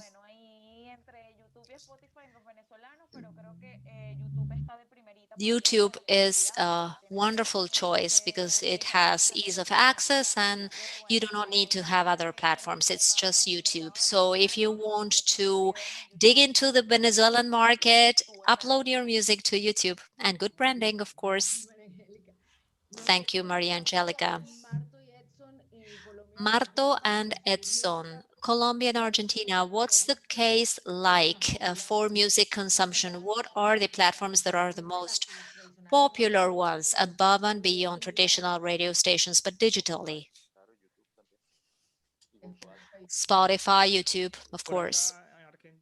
Right here in Argentina, Spotify and YouTube quite a bit. And there are other platforms like Spotify that are lagging behind a little bit more, but they work just fine. Tidal. What about you, Olivia? What kind of platforms are the most popular in UK? I'd say, I mean, yeah, Spotify is big everywhere. Spotify, I'd say, Apple is great. And then I'd also say for, social platforms, TikTok's a big one, Instagram, YouTube is still key. I think YouTube is really doing well in the UK. And I try to tell artists to use that like another social media platform instead of somewhere where you just upload and forget about it, so using YouTube community and commenting and liking and responding to people there is really important too, I think. Yeah, it actually came to my attention recently that they're called social media for something. We have to respond, we have to interact, because actually Instagram, that it's the most popular, I would say, here in Venezuela. If you don't respond or interact, the Instagram won't let you have more followers. Even though people start following you, they won't put more followers because you don't interact. And there's a lot of people that just post and then never see the post again. So I started myself responding to people, because sometimes I get so much information in my head and I'm posting with so much work that I do on research and the whole thing, and then I'm totally up to here and I just don't want to know anything about the social media anymore, but I have to respond because there's a community waiting to say that you attend what they have to say. So that's very important. You have to interact. Yeah, it's about building a habit. So if you're not somebody that is native when it comes to social media and it feels a bit weird and awkward for you, it's about building a habit and doing the things, giving yourself a checklist. I'll respond to 5 comments today. I'll like 10 pictures. I'll, do things like that, and the things that you enjoy, and build it up over time so it feels natural. Recording yourself a lot, just generally doing things, is a good way to create content that you can edit down later. It's just about, building that habit in to document things and to respond, because no one wants to talk to themselves. And that's how fans can feel when they're trying to get your attention and you're giving nothing back. It's not fun if it's not a two-way conversation. So that's something we have to bear in mind, even if it is a little bit difficult and overwhelming sometimes. Thank you so much, Olivia. So we have like little time left. We have 3 minutes and 50 seconds. And there's this question that maybe we can wrap it up. There's somebody that says, it's really hard for me to get into the big playlist. Which really are the game changers? Any advice here? And I'm going to say this in Spanish as well. Aquí están preguntando de cómo. She's reading the question in Spanish now. Que si hay alguna estrategia que puede cambiar esto porque es difícil entrar. María Angélica. Okay, creo que lo más importante. I think that what matters most in this case is the time that you invest on the platform. It's not the same to invest 5 minutes a day as to invest 1 hour a day. So time is very important. Time on the platform is very important. To be able to make it to the playlists, in the case of Spotify, it is very important to set goals for yourself, targets. How many listeners, how many streams do I want per month? And based on that, throw crossed traffic actions on your social media. Same thing for YouTube or other platforms. Your social media are going to be a channel to take the traffic to each social medium of your interest with a set of objectives. So if I want to get my first 1,000 streams on Spotify, then what are the digital actions that I have to engage in so that this community that Olivia was discussing should take action? Because not all are going to take action if you ask and ask and ask without anything in exchange. You need to have good leadership with your content, so that if you ask this person to have a playlist or listen to your playlist, or many of the actions that can be done inside so that you may position yourself, probably they will do it. I will give you a super hack before we're done. Create your own playlist or ask 10 people, friends of yours, to create playlists and put your songs in the first top 3, and you will see how things begin to change. Would anyone else add something else? 1 minute to go, and then we have to be done. No, it's perfect for me. How about you, Marto? I would like to build on Maria Angelica's advice, because I was not considering it, and I'm going to apply it with the bands that I know and that people that want to promote their music. I think that it is very difficult for an artist to generate a community, to build a community for himself, and going towards that place having to do with generating trust and building loyalty on your listeners' side and applying these strategies so as to be able to move there in that landscape. Olivia? I would just say be aware of, the different features that are available on these platforms, read about them and understand them and see how you can implement them in your strategies, because I think that's important too. Thank you so much. So we're almost out of time. We have 5 seconds. I want to thank you very much for this conversation. I have all my notes here. And so thanks so much for this opportunity, and I hope we keep all in touch. Thank you so much, Pata. Thank you, Marto, Edson, Olivia. Gracias a todos. Olivia. Thank you, guys.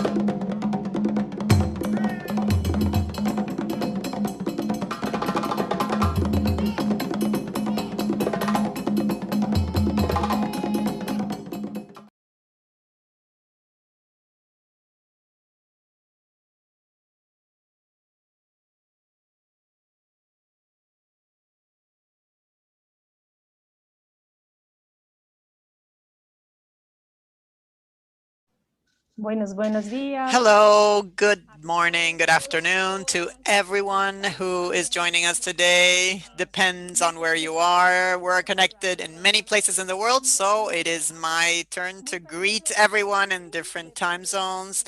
We are very happy to be here. I am very happy to be here and to be sharing this Selector Pro event with such an important focus and this very important topic that we're dealing with today, which is climate change and the music industry.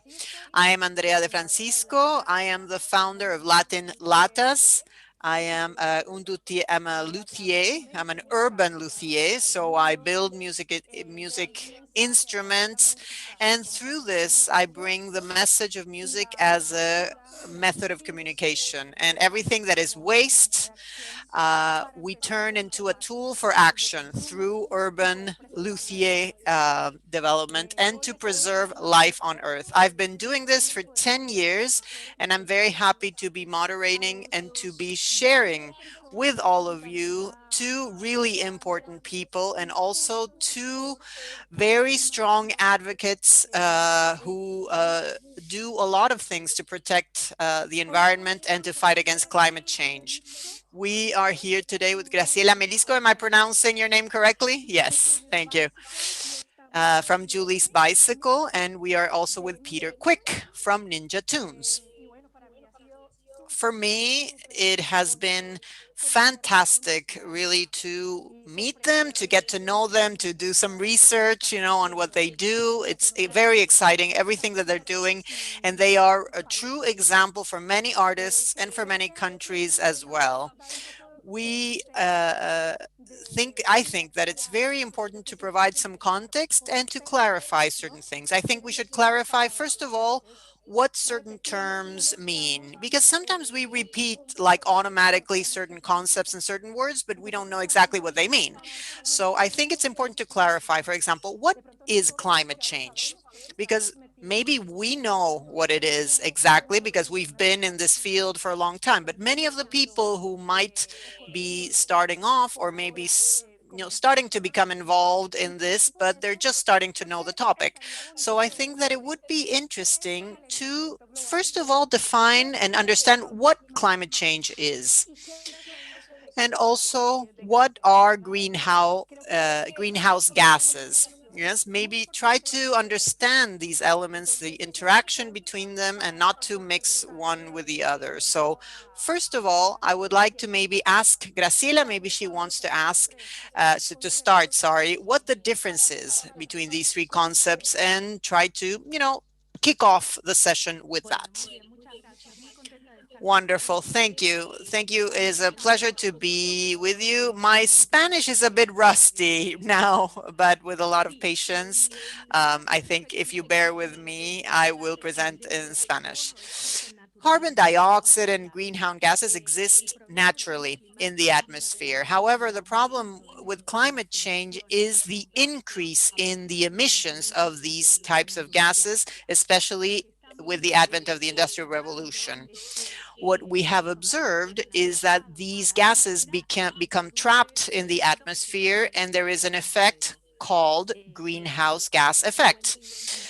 The consequence of this is the increase of global temperature.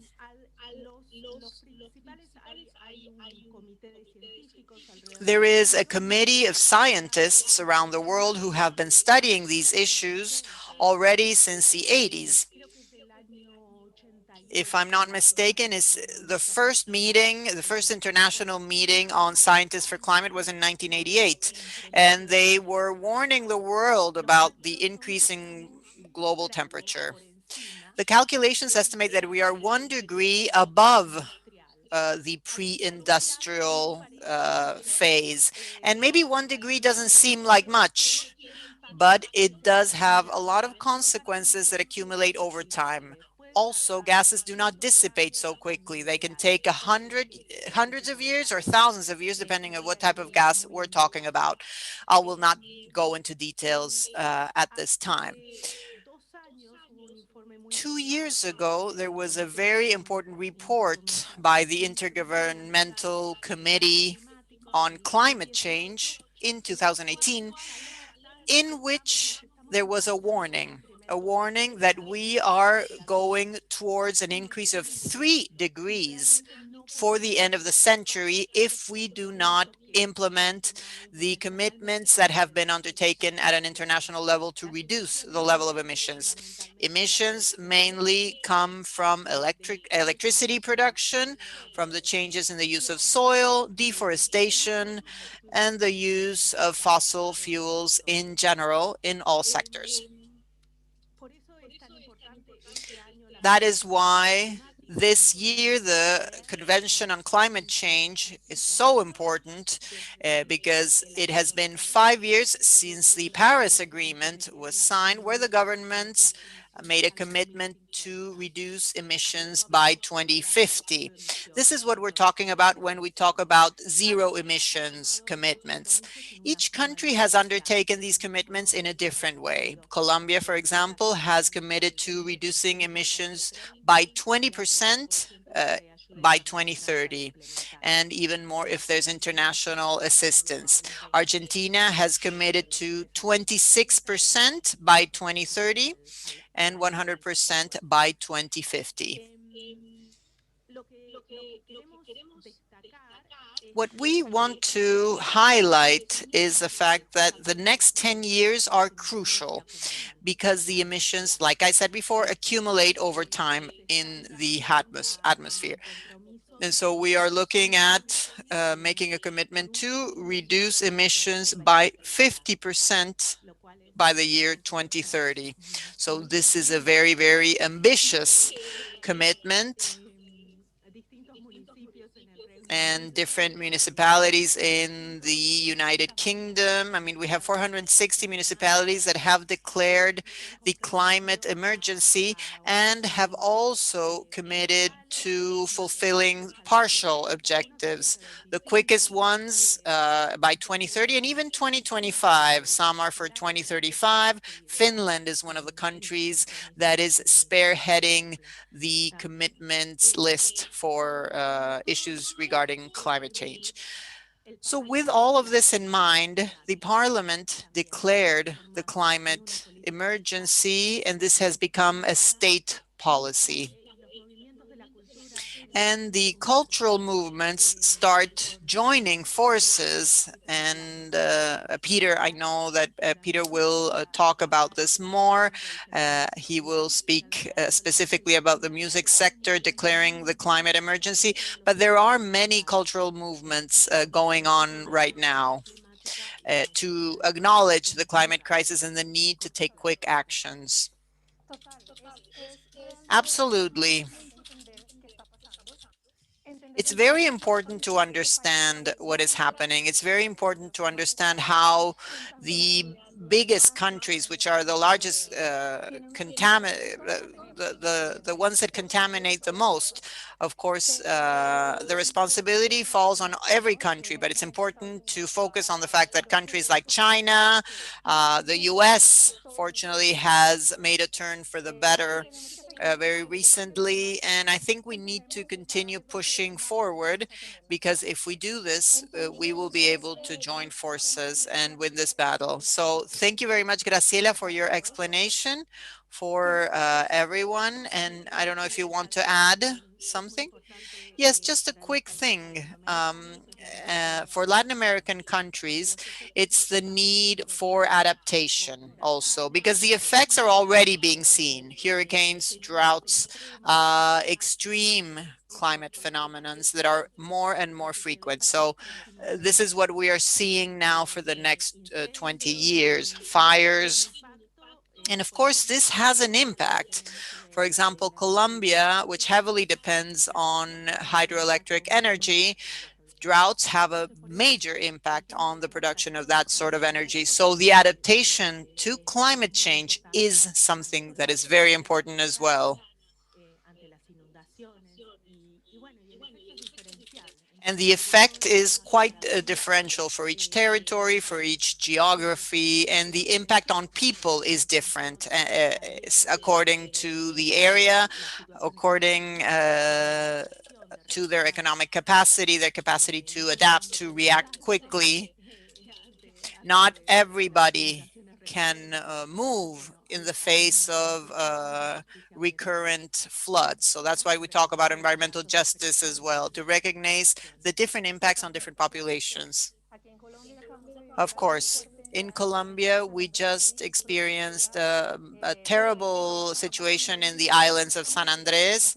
And even the farmers are telling us how everything has changed and how winters are extreme and the moments of drought are totally extreme as well. And they don't even know when it will pass. It's not like before. They cannot forecast anything regarding the climate. It is always surprising, and therefore we cannot prepare. It's more and more difficult to prepare.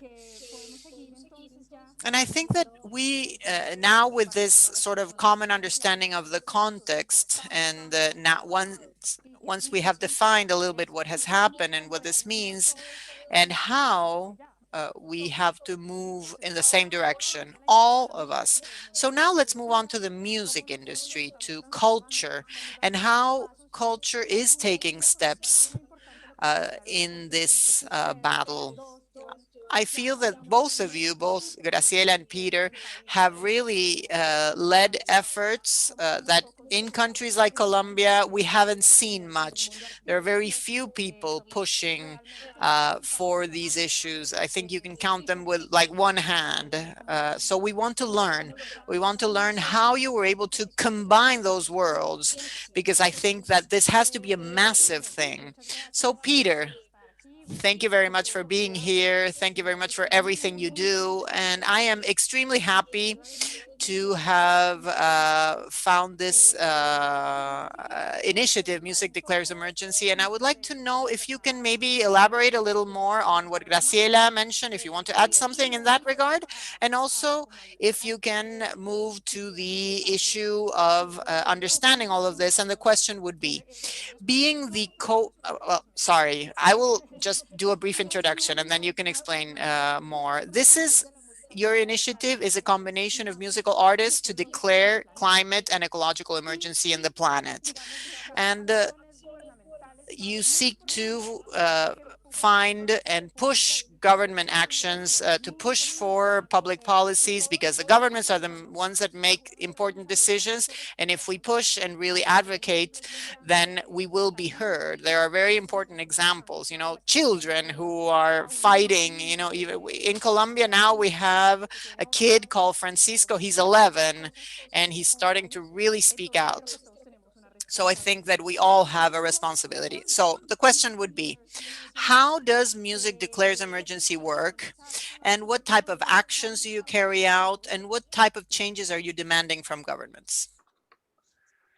Hi there. Great to be here. Thanks for inviting me, Andrea.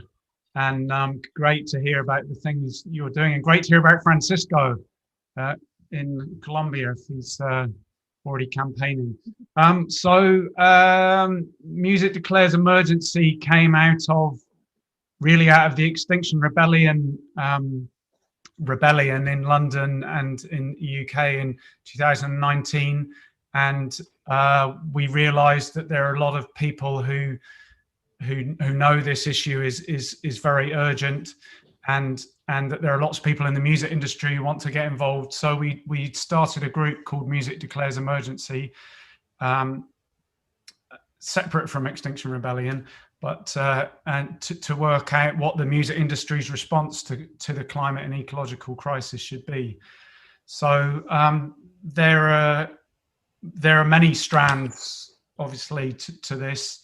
I mean, clearly the music industry itself is quite small and its carbon footprint is small, but hopefully it can have a large voice in encouraging the conversation in all of culture and all of society, and particularly with governments and corporations. So the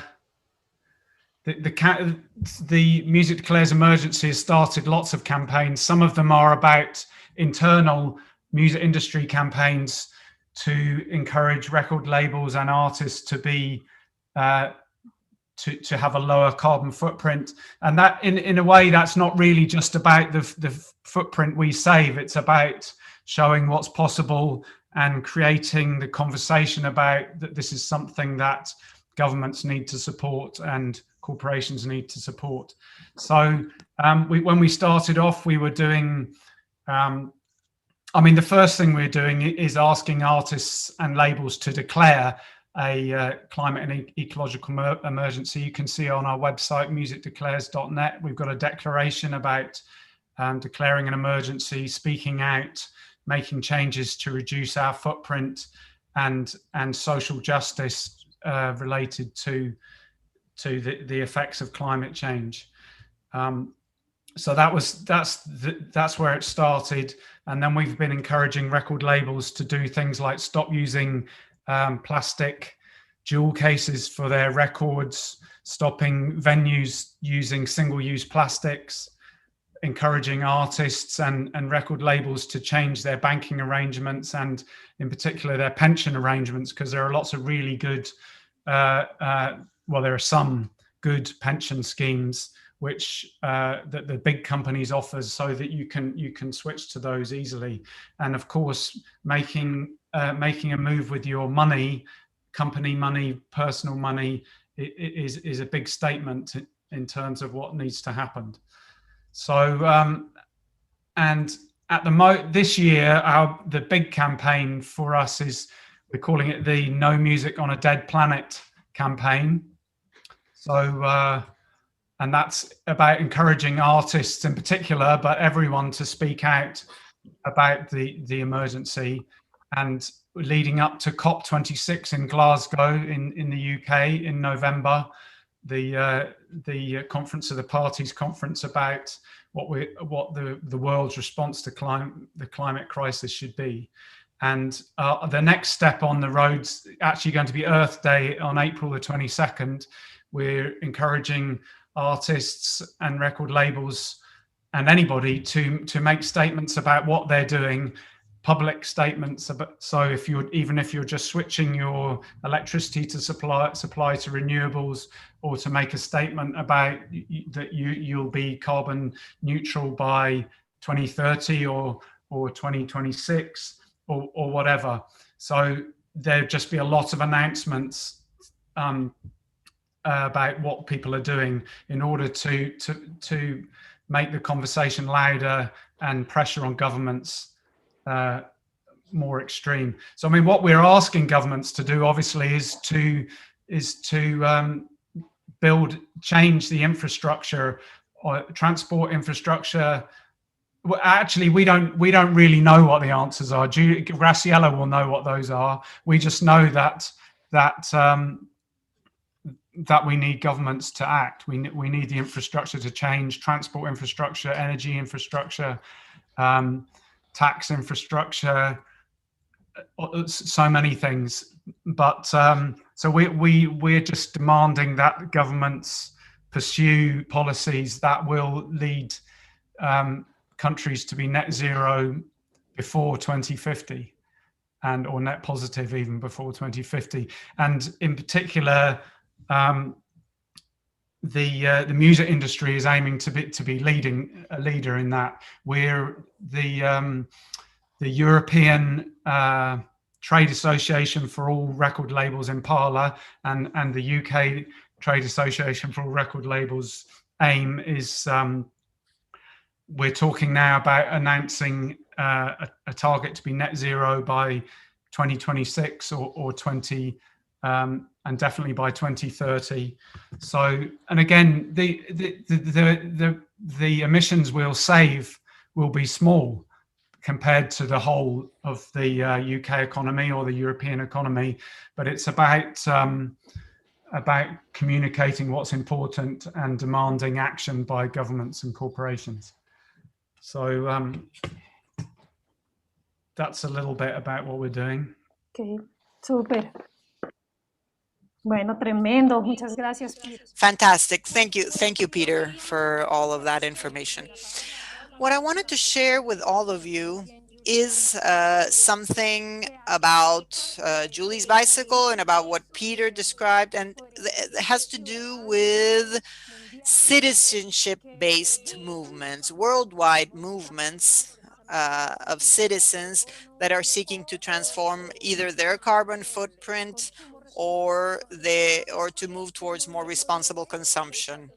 I talked about the zero waste movement. I am part of that movement and I'm an advocate, and I've been promoting this movement through different actions like musical instrument constructions and other things. For Colombia, this is very innovative because no one was talking about it. So in this part of the world, it is very few of us who are promoting these initiatives. But when I did some research on both of you, it was wonderful to understand this issue of net zero. I think this is extremely important, and I think that artists have a very important role in the sense that we reach audiences. We target massive audiences in some cases. So we are a very important channel of communication, and we can educate. And this is a problem of information. People sometimes don't know what our own actions have or the impact of our own actions and how we can transform them. So I think that this has an impact first on our actions, but if we come together, like Peter's initiative, or what is happening in many other parts of the world, I think we can aim higher. And I think this combination is very important. Knowing that Julie's bicycle carries out education and information and activities on the impact of the digital world in the face of the climate emergency, can you explain what net zero is as a concept and as a daily practice? Because sometimes we think that these concepts belong to governments, belong to the scope of business people or corporations. But it's great to know how we can do something on a daily basis. So Graciela, if you can tell us what net zero is all about.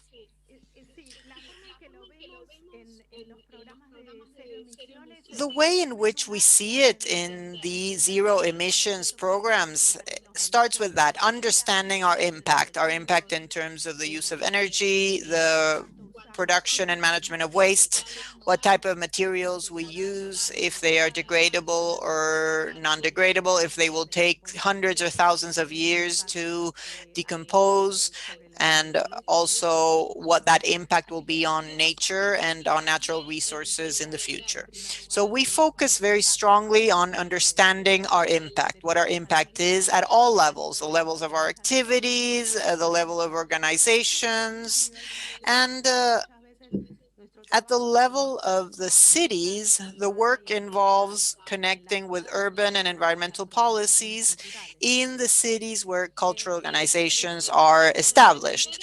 So in a way, we need to understanding first, and then we talk about zero emissions plans where organizations make a commitment to monitoring sort of like the track record of energy and how energy evolves, because energy and electricity has a lot of impact.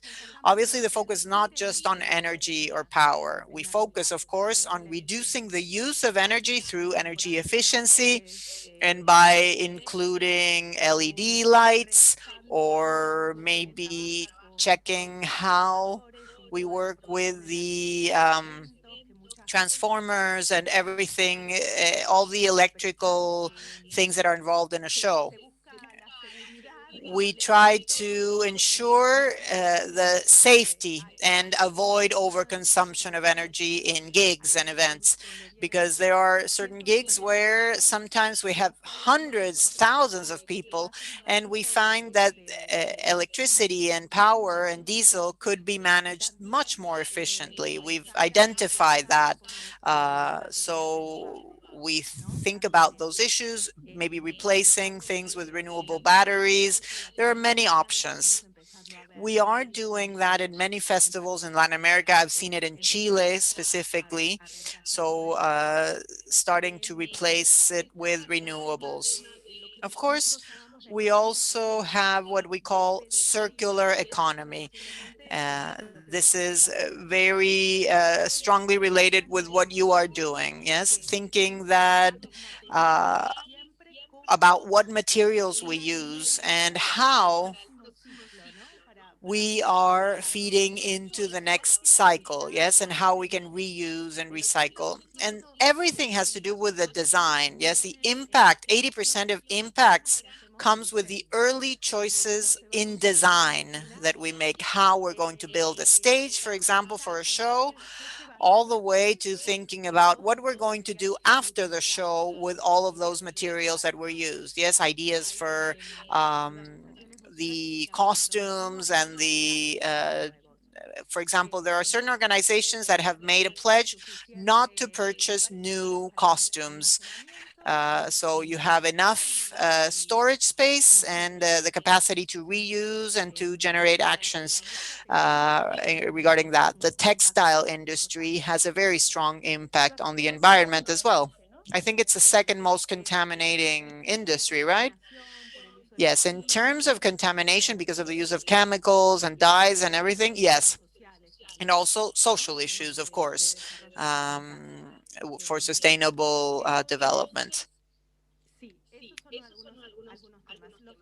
So those are certain topics. There are other topics that have to do with transportation. As Peter said, promoting the use of public transportation for events, trying to choose places to organize massive events that can be accessible, or maybe financial incentives. When you buy the ticket, for example, there are festivals who make a discount if you take public transportation to attend the event. So all of this has to do with the initial design. Yes, the best impact is good planning, planning things with as much time as possible, because it is very difficult last minute, try to find more sustainable solutions, and whether I have suppliers that make better use of resources.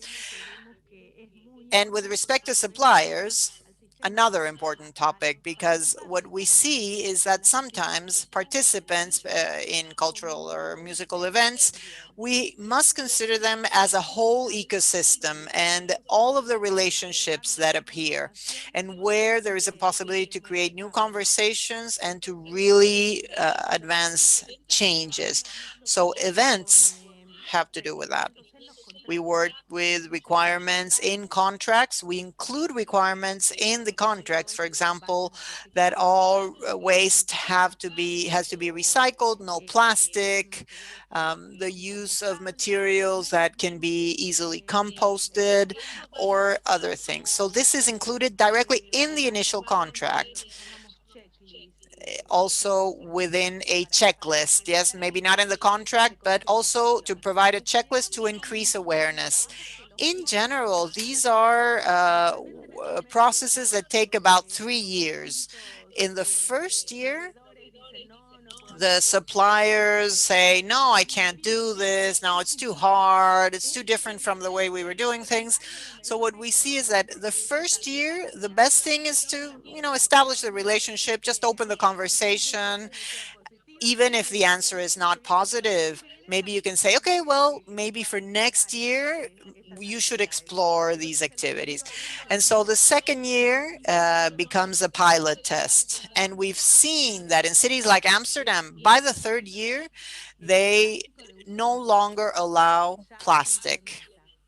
Yes, it's already implemented for certain activities. So I think that city policies have an impact on this as well, and the capacity that cities have to promote innovation, to promote a different kind of infrastructure for a more circular economy, where materials can be reutilized. And this is particularly important in everything that has to do with the reutilization of equipment, fixing things instead of buying new ones. Que los equipos también tienen componentes. Because equipment also has minerals, and there is a cost in connection with all the minerals that compose and the metals that compose pieces of equipment. And when the pieces of equipment get to the end of life, the goal is to recover those components, which are so valuable as well. There is one reality in connection with waste which is so important. In the world, only 16% of the waste is recycled globally. So recycling itself is not the solution. It is one solution, of course, but it is not the solution. In the case of Colombia, we have recyclers, waste pickers, actually. They belong to vulnerable, underprivileged families. This Monday, there is a celebration of the Waste Picker Day. So we are going to be marching with these guys. We do that on a yearly basis in order to have them included in the waste management system as service providers. They are not like, they should not be seen as waste scavengers. They should be recognized economically. In Colombia, we are fighting this fight, and I think that we are, these are some positive points because there are people that take care of that. No doubt about that, whether there are public policies or not, they need to bring bread to their tables, they need to make ends meet, so we should like give them the recyclable waste in a proper condition. But it is true that we need to reconsider lots of things. And it's very sad when we go to a concert and we see the place littered around with single-use plastic and bottles and PET bottles and so on. So this is something that I have been insisting on for a while here in Bogota. It has not been easy. There's still a long road to walk, but I think that significant changes will be implemented in the current administration, and this is ever so nice.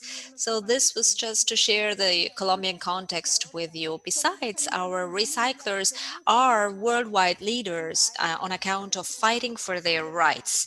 So the Colombian waste picker associations have been able to push forward significant policies to get recognition. Now, moving on to Peter. Peter, I want to ask you something that is very hard to attain here in Colombia, at least. So my question is, how are you able to get artists to want to be a part of this? What's the process like when it comes to inviting them and getting their buy-in, getting them to join in this cause? What concrete actions should they carry out? For example, I've seen that when it comes to disseminating things on the press, it's not about going with the records from Europe to the US, but rather doing it locally. So what are the actions like, and how do you invite the artists? Do you have any news bulletins, or do you send out invitations to the artists that might want to join in? Some do, some don't. Well, that's more or less the gist of my question. Yes, I mean, a big part of Music Declares Emergency is about trying to engage artists in speaking out about the climate emergency. I'm not sure whether you're asking me about whether this is about speaking out or whether it's about their actions reducing emissions, but I'll speak about both. The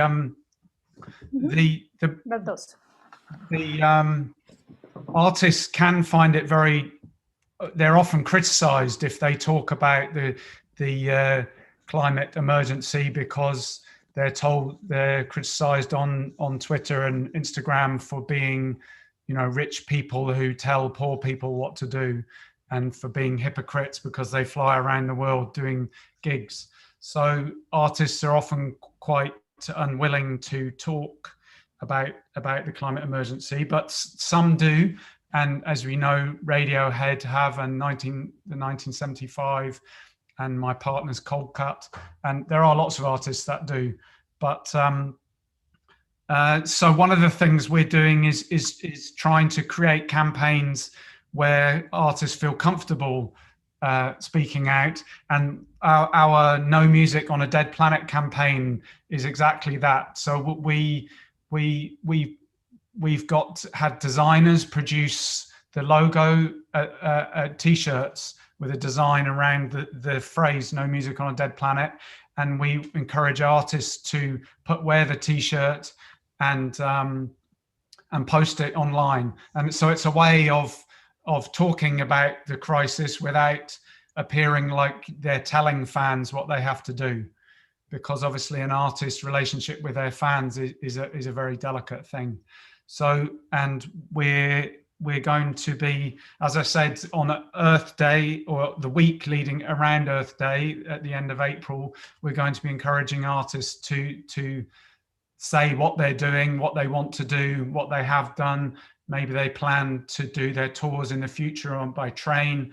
Maybe they're switching to renewable energy. Maybe they'll wear a T-shirt that says "No music on a dead planet." Maybe they'll post on their social media. What do you think governments should do? This is a really good tag actually put on social media.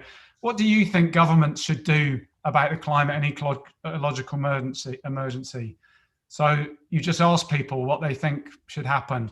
And that's a good way to engage, because it's not telling people what to do. And of course, the other strand, as I said, is artists and record labels reducing their emissions and encouraging others to do that. So we're going to be encouraging the musicians union to move their pension to a sustainable pension, and also there'll be a movement to encourage all record labels to talk to record pressing plants to switch to renewable energy, because if one record label if we ask them, our pressing plant to change to renewable energy, they're not going to do that. But if lots of record labels ask, then they may. And of course, when the record pressing plant switches to renewable energy, then all the pressings become more sustainable. So it's, a big win if you can achieve something like that. Is that answered part of your question? Sí, claro. Perfecto. Yes, sure, absolutely. You did answer my question. Thank you. I think it is important that we understand this, that is understanding how delicate it is to make this decision. We've seen examples such as Greta Thunberg that stands before the UN expressing herself, but she's also attacked quite a bit, and there are people that do not want to admit this, that they do not want to understand how serious what is going on is. I was reading an article the past few days written by a psychologist who was saying that saying it from the negative standpoint and calling upon the negative leads to a lot of blocking on the side of people. People like block their attention out. So all of a sudden, these strategies that show what is being done rather in order to push for transformation from the standpoint of an example or a collective that does that, produces a far better impact on the audience. Thank you. Yes, it's. Thank you, Peter. Yeah, she wanted to bring the questions together, but yeah, so go ahead. It can, if you don't want to act on the climate emergency or you're frightened of the consequences of the climate emergency, it's very comforting to say that either the emergency doesn't exist or that there's nothing you can do about it. So, but of course, that's not going to get you anywhere. The positive thing is to act, and once you do start acting, once you do start making changes, once you do start talking about it, you feel much more positive. You don't, because obviously there's a sort of grief involved in this, isn't there? We're all desperately sad that the world is being damaged, that people's lives are being lost, people's livelihoods are being lost due to the climate emergency. And that's going to get worse and worse, and that's a terrible prospect. And it's very easy to feel sad and grief about that. And so, and really, the only way around that grief, once you're in touch with it, is to act and to start doing things, because then you feel positive about your role in this emergency. Claro. Total, mira, nosotros aquí absolutely. Right here, we are working with youngsters and we are dealing with the social problems that we have in Colombia with displaced people. There are guerrillas going on. So I think that youngsters require a lot of opportunities and a lot of motivation when it comes to attaining peace in Colombia, but they are faced with loads of problems having to do with their livelihoods, their education, their health. There are a lot of things things that they are deprived of. So telling them on top of all the things that you're lacking, we are faced with an emergency climate-wise, that's like TMI for them. So with Latas, we try to work on instrument making with the youngsters and other actions so that they understand that there are things that they can do, like working with their own hands, and they can take care of their own waste, which at the end of the day is raw material. Where there's not money to create, you can resort to other stuff, and you can create professional instruments based on the waste. So I think that this is a nice proposal from the standpoint of art, and youngsters need future. They say that we cannot rob them of their future. Thank you so much, Peter. Moving on to Graciela, I wanted to ask you about this letter that you sent to the government asking for public investment guaranteeing fair transition for the cultures sector. I think that at this point, economic reactivation is quite a challenge across the world, and this proposition that you are issuing on how to reactivate the economy of culture and thinking about sustainability also and the environment. So can you elaborate on this? What are the actions that you're asking for? It is very interesting for us as well to use your strategy as an example, Graciela. Well, this was promoted based as a result of the pandemic. What would we have done during this confinement without culture, without music, without literature, without the chance of watching theater online? The truth is our existence would be a lot more difficult during lockdown. We are still in lockdown right here where I am. So it was as a result of this that the government started to quickly plan for economic emergency packages, and an economic aid package was specifically designed for the cultures sector. I wrote it down right here. It's 1.57 billion worth of investment, she did not say the currency, in order to aid during the economic emergency while culture activities are suspended, be it music or any other art expression.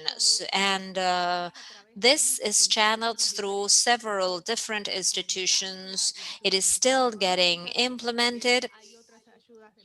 There are other types of aid that cover 80% of salaries. The people that cannot work because places are closed down. This applies to all the sectors, not just culture. And as a result of this, Julie's Bicycle launched a very active campaign during the first 3 to 4 months of the pandemic, requesting that this financial aid should have a green component. That is, that it would generate green employment, that organizations might be able to accelerate their path towards zero emissions so that they might be able to invest capital, and so that they might revisit their sustainability criteria. The funds that were granted through Arts Council England have special requirements that organizations need to fulfill.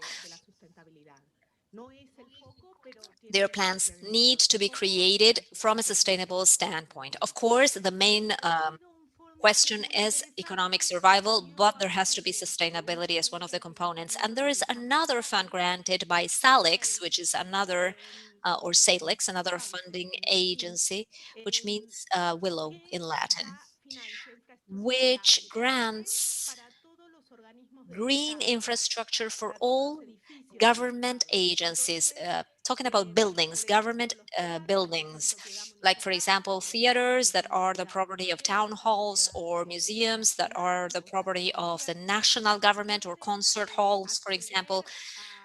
They can have access to green capital funding in line with their decarbonization plan or climate emergency plan. This is a very interesting fund. It is not only addressed to culture, it is broader than that, but there are several cultural organizations that are enrolling because they want to electrify heating, or because they want to improve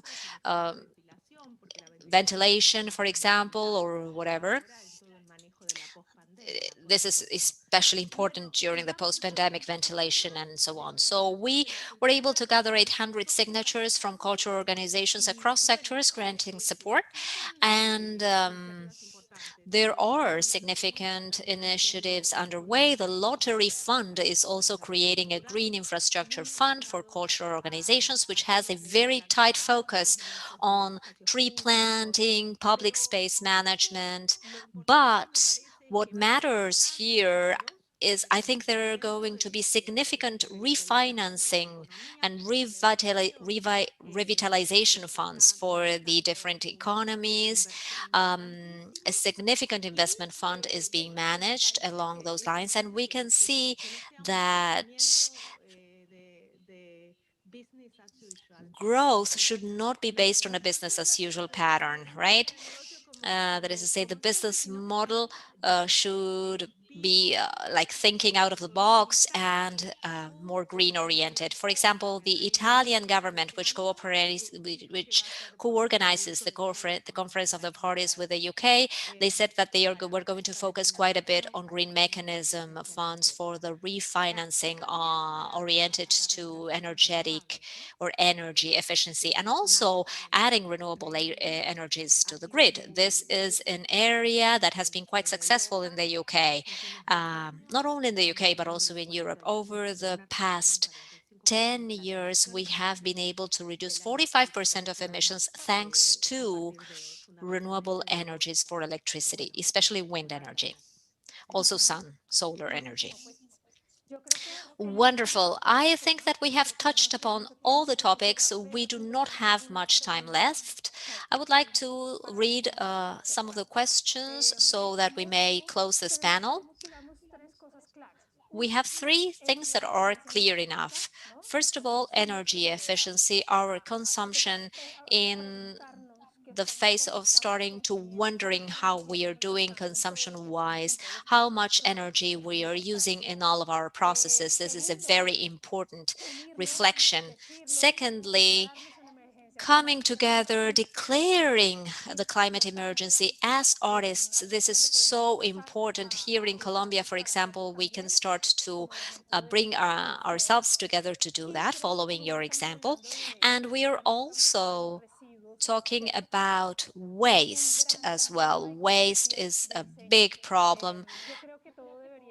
I think that everything should be cradle to cradle, this concept that is well known already. I think that that would be the challenge for mankind when it comes to taking this information to all the youngsters that are currently studying to become designers and creating things. So I think this would be a big challenge for mankind, for humankind. Question here, if you had to name something that artists and organizations should do, this is an old question, right? But let's answer it. If you had to name something that artists and organizations should do to produce the most impact for climate emergency, 3 tips, because we only have 2 minutes left. So 3 specific things, each of you guys, that can be clearly done. Peter, why don't you fire away, and then you will be followed by Graciela, so that we may close this wonderful conversation. Thank you so much. It was a real inspiration to meet you guys, so as to be able to move forward. Yeah, thank you very much. It's been great to be here. And the most important thing is to speak out and keep speaking out. So even if that's just asking in your work, asking your colleagues or your boss what the company's doing about the climate emergency, or speaking out, asking governments, speaking to your MP, your elected politicians, or speaking on social media, speaking to your friends, speaking to your suppliers, asking your suppliers if they've got a sustainability policy. You just got to keep the conversation going. That's the most important thing. Join a campaign, join an organization. Graciela. Super. Muchas gracias. Dale, Graciela. Thank you. Go ahead, Graciela. Thank you so much for the invitation. Yeah, mainly you should choose one topic, no matter which one, but choose one topic that you feel fascinated about, whether it is green spaces, whether it is waste, energy, climate change. And I think that when you take that step, you will be able to make a change, and that will push you forward in turn to deal with other topics later. As Peter just said, it's all about kicking off these conversations. It's sometimes difficult to start the conversation, but we should move forward with these conversations in the midterm and in the long term, and also consider all the negotiations that originate as a result of artistic production. Yeah, absolutely. I think it is important to choose providers, invite people, all the people that we are going to work with, and what they are doing right now. Have they taken steps? It's like a stepping stone kind of strategy. Sometimes it may look difficult, but it's not so difficult, and everything we can do adds a little bit. So I think that this is what is going on with all of us. So it's about keeping our ears and eyes open and understand that we are part of the environment. It is not something that is outside us. Everything that we do has a repercussion on the environment. Thank you both. It was really nice meeting you. Same here.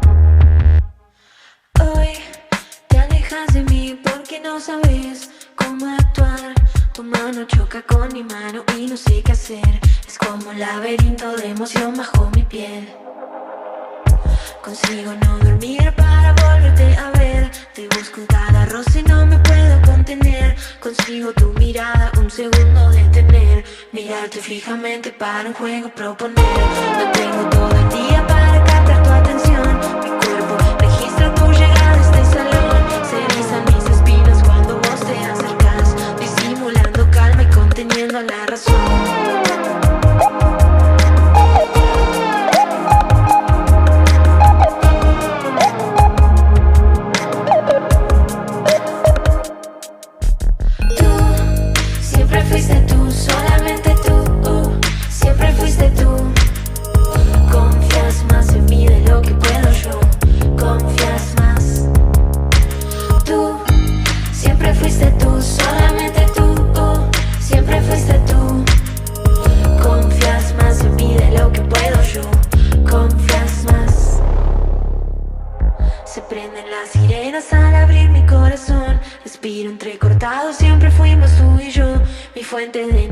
Nace de nosotros dos. Me quedo sin palabras, no encuentro explicación.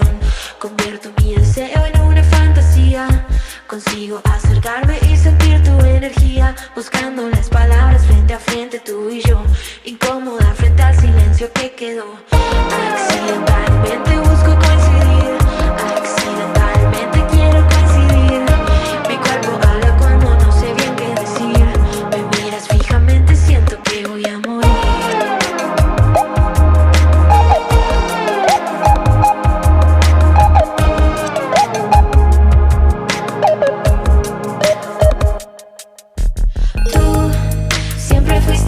Solamente tú, siempre fuiste tú.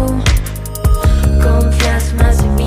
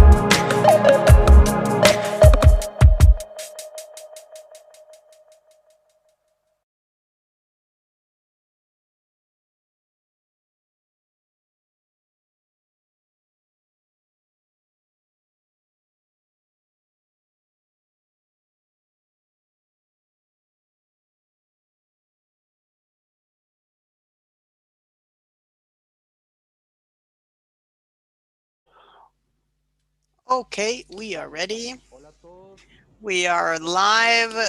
Good morning, good afternoon, depending on where you're connecting from. Welcome to this panel entitled Where Live Streaming Joins Streaming, and how live streaming will continue to maintain its impact throughout these difficult times of the pandemic. Welcome, all of you. My name is Nicolas Romero. I'm a sound engineer, I'm a musician, I'm an event producer in Colombia from the group Árbol Naranja.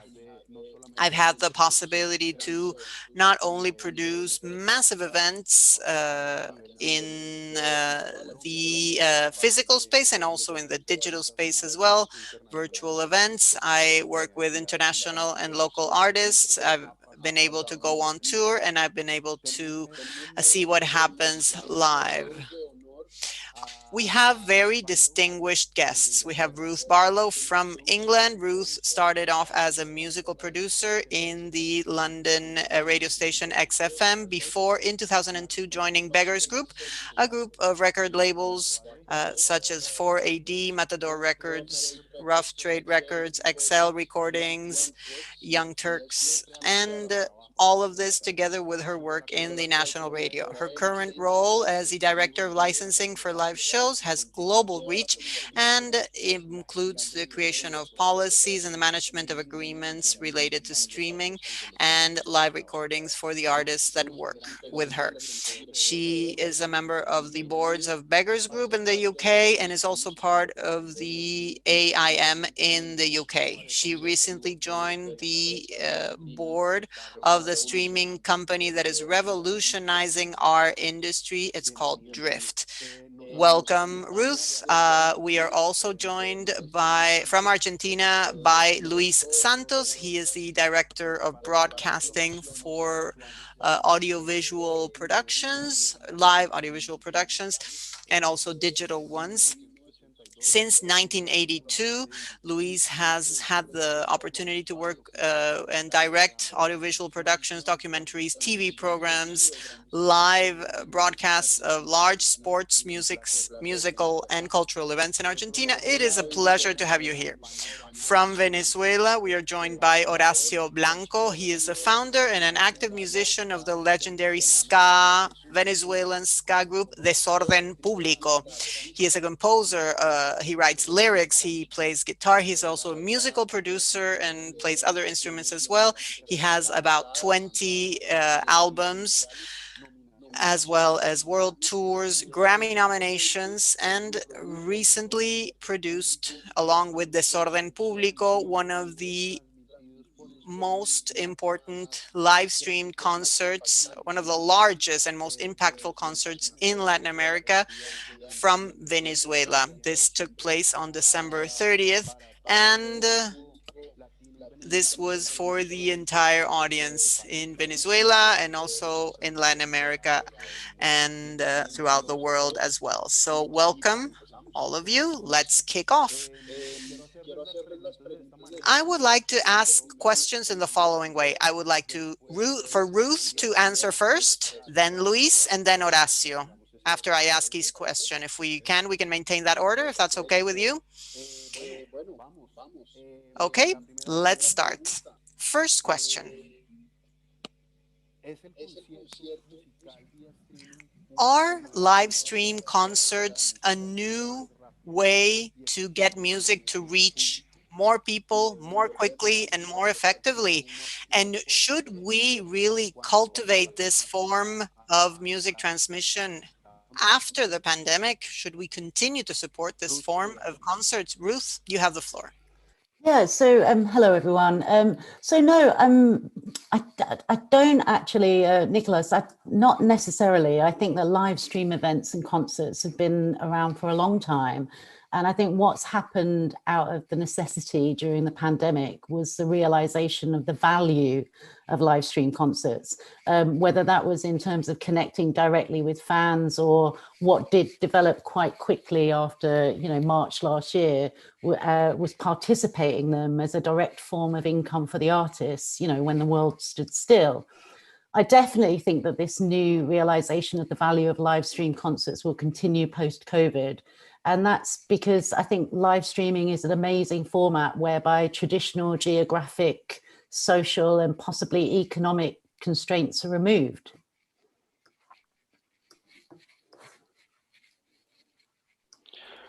De acuerdísimo. Muchísimas gracias, I Cristian. fully agree. Thank you. You are completely right. It did exist before and it will continue to exist for sure. Luis, what do you think? I agree fully with what Ruth said. This has existed for a long time. For 15 years, we've been doing live stream concerts and live stream broadcast through different platforms. But the difference was that back then, the audience was not so used to these devices, and it wasn't so easy to commercialize and to really distribute these things. The good thing now is that thanks to, quote unquote, obviously, but thanks to the pandemic, we've been able to modernize and update many of the paid platforms, the ticket selling platforms, and they all learned, they had to learn, obviously, as they went along to find the different ways to really be able to commercialize these concerts in an easy way for the audiences. And we also, the bandwidth that we have today and that the audience has today enables them to access these concerts. 15 years ago, we connected to the internet through the telephone, so it was very difficult to access this. So I have no doubts that today, this is a fantastic tool for artists and for the audience as well. I think that audiences will be able to access shows that were completely impossible for them because of geographical barriers and at a very reasonable cost. I fully agree, Luis. I think the challenge in this sense is to give them the audience, the audience that didn't realize that this existed for a long time and that wasn't used to that, to really explain to them that this is an option, that it's a viable option to generate engagement. Horacio, dear Horacio, hi. Tell us your opinion about this. I think that streaming has emerged as a fantastic opportunity to reinvent part of our activity as music professionals.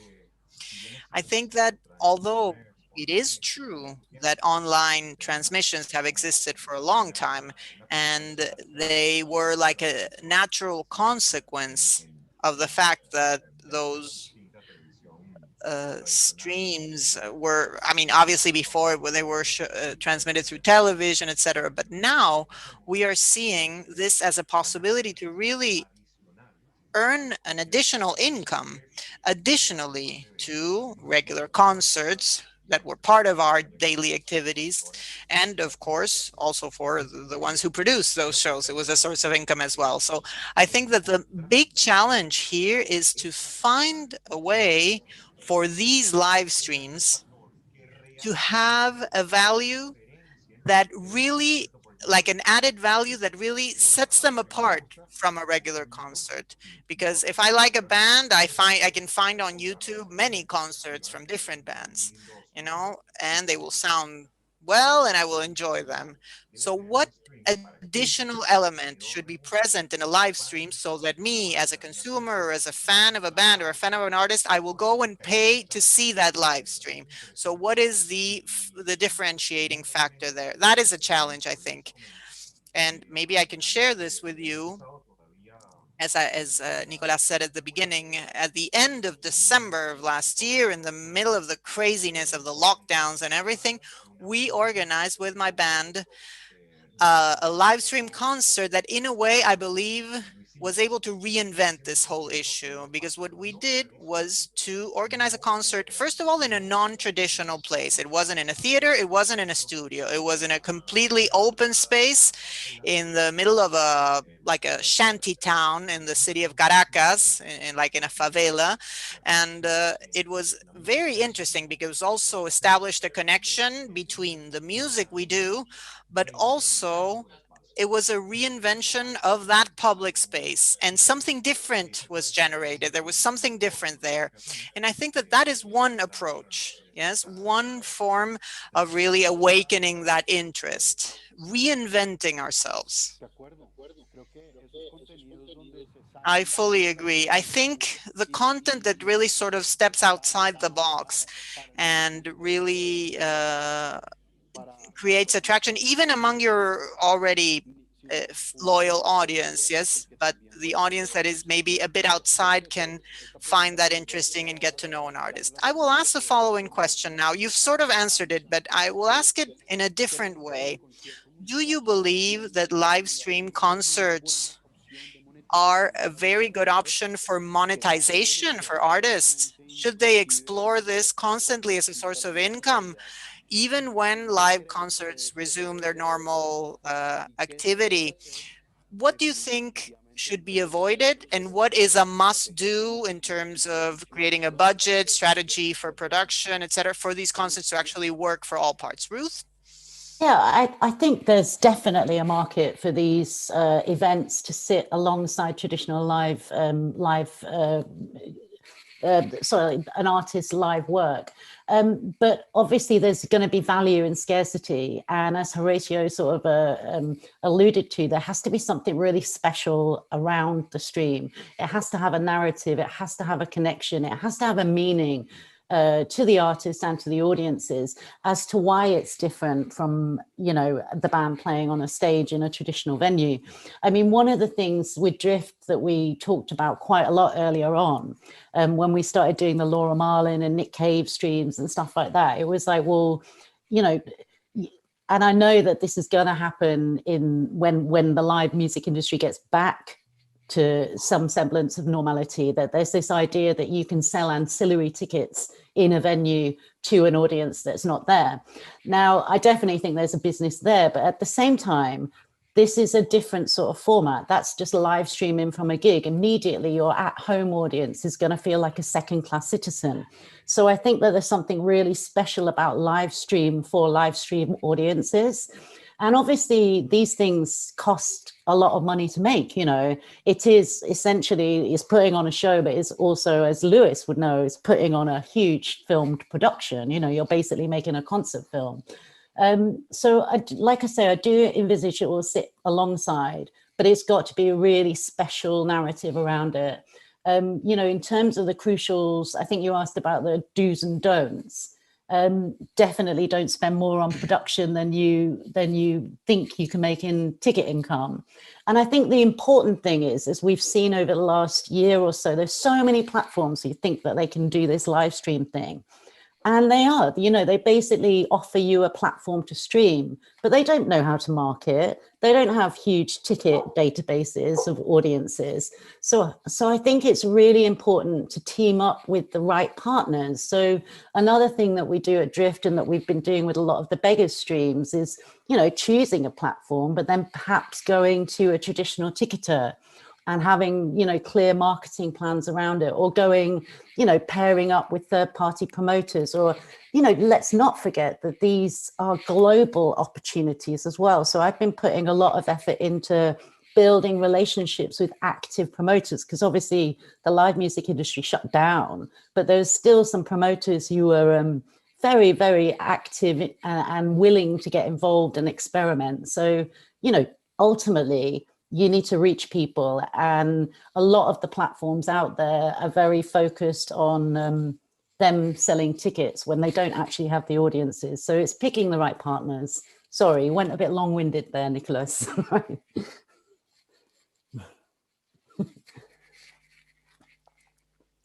Ruth, absolutely. Choosing the right partners, absolutely crucial. And what you were saying as well, and I think Luis can elaborate maybe on that, what you were saying in terms of costs. We have clients who want to produce live shows, but they think that the production can be like with a CCTV for a live concert, and they don't know that the quality for a broadcast involves a lot of more work than that. So that interaction, I think, and that cost, you know, all of those things are advantages and disadvantages at the same time. Luis and Ora, what is your opinion? Yes, like Ruth was saying, the right partners. I fully agree with that as well. And also starting to work with the brands that sponsor these types of products, because they can multiply their reach, by the millions. Millions of brands who sponsored certain artists in stadiums, for example, with static publicity, nowadays can use the screen like a traditional TV model, yes, to sponsor. And so that really could help pay for a lot of considerable costs. I think one should never underestimate an audiovisual production for a live stream concert. I think many artists, when we were conducting a survey and we were doing the pre-production, they said, well, it's not that important. It's just for streaming. We can do it just like that. And maybe that leads to lower investments. And that's a major mistake, because we need to find the specific language, through which we're going to communicate. Really think of a product and think about this product, because this becomes an audiovisual product. But we're mixing two cultures, yes, live shows and audiovisual cultures. And there's sometimes tensions between those two industries, at least in my experience. The world of live shows is sort of, skeptical of cameras. And, always in stadiums, there's a difficulty on where to place the cameras, etc. And the thing here is to really think how we are going to communicate. Streaming, live streams, have the obligation not to show a show, yes, but to convey an experience, a similar experience, and to try to convey sensations, the sensation of someone who is, like in a traditional live audience, maybe surrounded by 50,000 of people, with the basses that hit your stomach, that kind of thing, and try to convey that sensation to someone who's sitting on their couch at home. So there are a lot of things to think about. Yes, and maybe listening to it through headphones, right, without all the emotion and all the experience of being in a stadium. So I think that we have to try to translate, in a way, technically translate or convey through different techniques. And these are specific techniques for the live streams. And this has a high cost, of course. So people usually underestimate, and they have very basic live streams, and in the viewer it generates no emotion, and they don't want to buy another ticket the next time around. So I think this is something that we need to experiment. We started experimenting this year, but before, with a live show and a live audience, it was in a way easier, because that audience was the protagonist to convey that emotion when that concert was live streamed. So now it's creating a void. It's like in soccer stadiums, they put speakers with the sound recorded from, audiences, because they have to convey that spirit of emotion. Yes, I fully agree. I fully agree. Never underestimate the power. Trying to strike that balance, right? And find the right strategy to really find that resource. Sorry, the internet is not working well. I think it's the producers themselves who need to understand that they have to go from a point where there wasn't a lot of budget to pay for audiovisual production, like there is in movies or TV.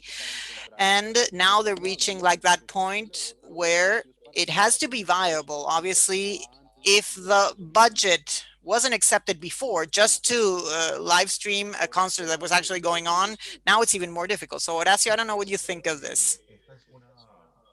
I think that this is a new way to understand the business. And I fully agree with what Ruth said. And to build good partnerships with the right people.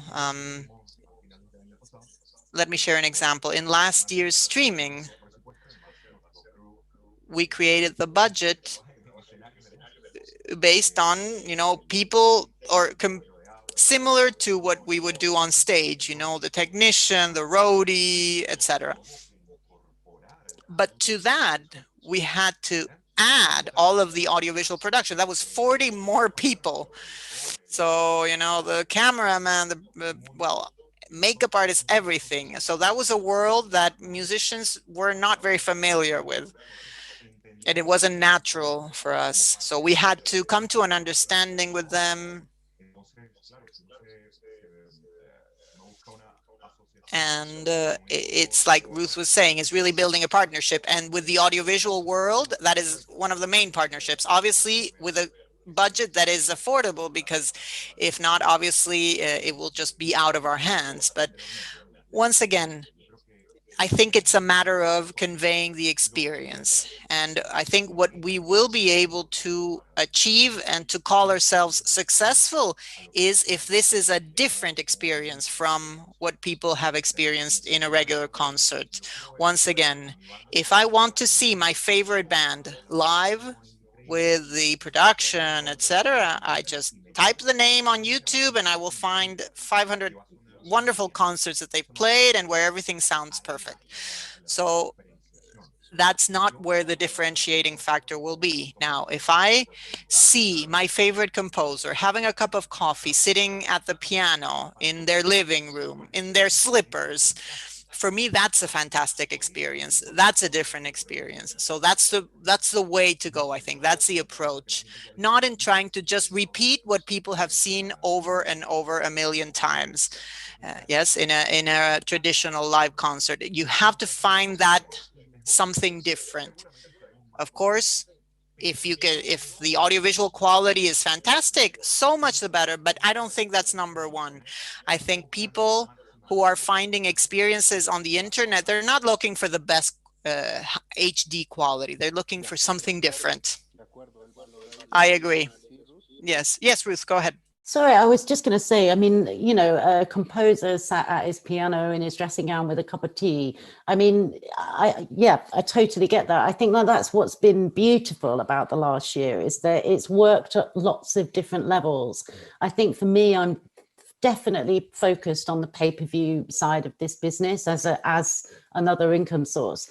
And I think for that, artists need to step up.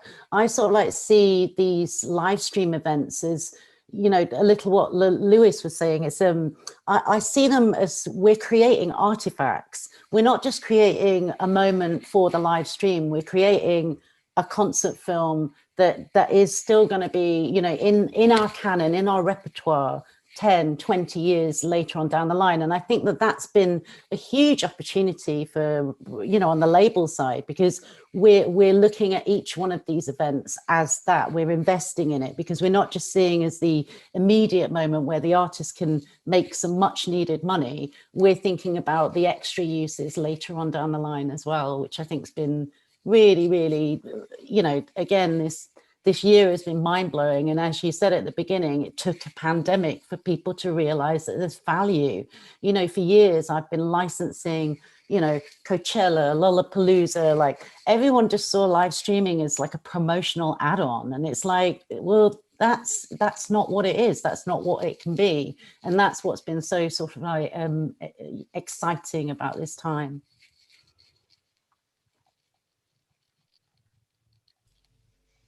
De acuerdo, precisamente. I completely agree. Stepping outside the box, stepping outside that bubble, right? And really trying to find the way and find new ways to connect with the audience, absolutely, through the screen. It's through a screen, but there are new ways. So I think this is key. Absolutely. Now, speaking specifically based on your experience of the three of you, what are those platforms? What are the most suitable platforms that exist today in order to make these streamed concerts and these live events the best user experience? Because obviously user experience is the most important. It has to be easy for them, obviously user friendly, and they really have to have a good experience when accessing those platforms. And also in terms of commercial and production strategy, for you, Ruth, what is the best tool and the best platforms as from the ones you know? Well, I mean, quite honestly, I've spoken to them all over the last year or so, all the new ones, or, you know, the majority of ones that come in my orbit. And I actually think they're all pretty much the same. And, you know, because essentially what they're offering is a platform to stream. Some of them are offering ticketing. Most of them are offering ticketing because that's how they're making their money. But essentially, it's pretty much everyone's hosting it on Vimeo, and some of them have got, you know, their own tech behind it, like Maestro. I mean, I think I suppose it's just sort of like meeting with the teams and connecting and feel you know, depending on what level of artist you are, where you want to be, where the reach is. Like I said before, it's like getting back to the partnerships thing. I don't think the platforms are the be end and end all of it all, because I think it's like any area of the music industry. It takes a village of people to sort of like make a success. And as I said, I think all the platforms like Noon Chorus, Moment House, Maestro, Mandolin, Seated, you know, they're all essentially the same really, but what they're not offering, and this is, I think this is the big misnomer out there, they're not offering to market it. That's very much, you know, on the artist. So essentially, yeah, there's a lot of people out there, and you just, I mean, there's Veeps as well now who have done the partnership with Live Nation, but you know, is that now just a volume business? Like, you know, I don't really understand the strategy behind that, but yeah, there are lots of platforms out there and doing all quite similar things.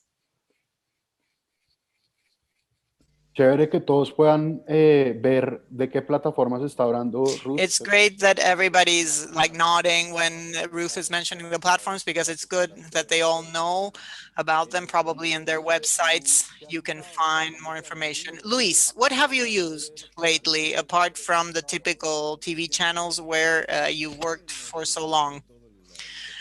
Well, here, all of the live streams last year, we've sort of migrated from one to the other, and not so much the platform, but the system that each platform uses.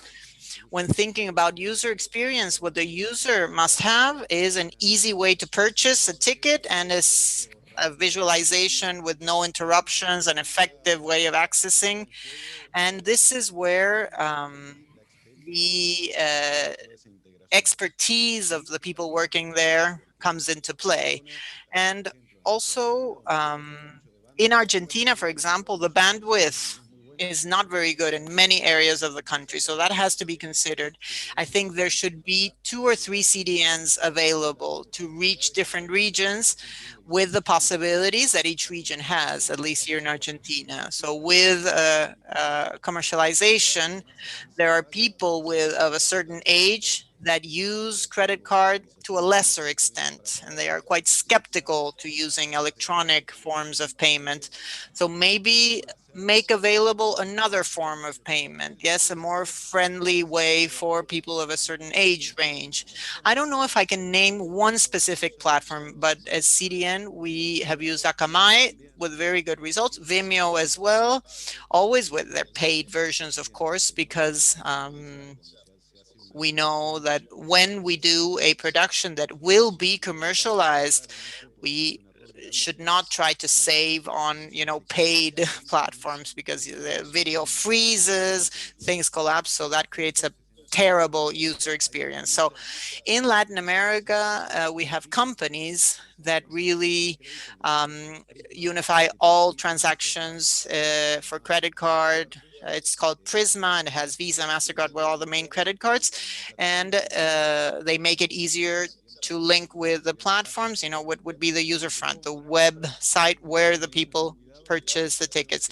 And of course, you have to be careful the transaction is actually informed correctly. Obviously, it involves some research that has to be done in each case, depending also on the volume of audience that you're thinking of reaching. It's not the same to sell 1,000 tickets than 30,000 tickets, because of course you need other, you know, reinforcements for the whole process. So in certain specific cases, we've used like a priority CDN and a backup one, because if it became necessary, we could resort to that. It's difficult to recommend, again, one in general. It's specific for each region, for each country, I would say, according to the needs, and also taking into consideration what kind of artist we're talking about and how much volume we're reaching, and the economic situation of the population, yes, and how we're going to deal with that, how if it's possible to pay, if there's some kind of installments that you can pay, financing options, etc. In terms of CDN, which is the one that supports and distributes, Akamai and Wosa were the best for me. They are expensive. They have a cost per visualization. I think it's 50 cents of a dollar approximately, but it's very effective. If you put it there, you know that the audience will see it with no problem. And then the payment system that is easier. In our case, at least in Argentina and most of the region, Mercado Pago belongs to a company called Mercado Libre, and it has a very good system to purchase the tickets. You can pay practically with any method of payment, pretty much. And other platforms have more difficulties. They only accept one credit card and things become more complex. But I think you have to find per sector and find the best option for each one. Right, what you're saying is quite valid. We need to find options and also cost analysis depending on the exercise that you're carrying out. A lot of things floating in my head, and that is in connection with backup systems. I agree with you. You always need to have a backup system. Horacio, why don't you tell me your views? What was your experience like? Always in sync with Luis, because we are in the same region in Latin America. Internet connections are not always good, and this can generate a lot of discomfort or annoyance on the side of an audience that has been offered an event, and all of a sudden they connect on their tablets or their mobiles, and the image starts to freeze and the system crashes. So people feel really annoyed about this because they are paying for an event whose quality is very poor. For this reason, I think that for this moment, the perfect platform does not exist as yet, but we are all fighting the same fight and trying to find a happy ending to this movie, so to speak. There's also the matter of ease of payment. As Luis has just said, I think that the more options are offered to the audience, the more accessible you will make your shows. Because maybe imagine like a middle-class professional that has his own credit card, and it's very simple that way, but we should also take into account a 16-year-old who doesn't have a credit card, and he needs to find out how he can pay a show online if he doesn't have a credit card. So, and that's an audience that we are absolutely interested in having. As well, with my band, last year we launched an initial experiment on Zoom. We would just give a link to the people that bought the tickets, but lo and behold, many people copied and pasted and sent their links to their friends, and we had a huge amount of audience, many more people than the ones that had paid. So it really did not work out. Then for the streaming that we did in December, we based ourselves on a Venezuelan platform, an undertaking that was created in order to deliver this specific service. And we did our best effort, but once again, we found that our internet connection in Venezuela is very weak. So we're trying to find our way around. We're trying to work around things. We still do not have a silver bullet, but finally, with regard to how to promote all this or how to attract the audiences, we understand that if we go for streaming, we all dream about that. We are trying or striving to have a planet-based audience, an audience that is global, trying to get as many people as possible connecting by Zoom. This is our own artist perspective because it's a very interesting, spectacular dimension. Imagining that I'm playing for someone who is in Bogota, in Denmark, in Sweden, wherever, I want to have that. But as well, it is also true that all the tech challenges need to have been worked out in order to make this happen. Therefore, how can we talk to that audience? What is the best way in which we can communicate our entertainment offer? Social media is the answer. I think that that is the key that is going to open the door for us. That will give us the very best strategies through our Twitter accounts, Facebook accounts, Instagram. And that is what is going to allow us to reach out to the big audiences wherever they are. Right, Horacio, what you have just said is so important. That is, if you're going to put in the effort to broadcast live, you need to try to reach out to the largest audience possible. There's one example that we had in Colombia with one artist, Nampao, in which we partnered with a Mexican platform so as to reach out to the most or the biggest audience possible in Latin America.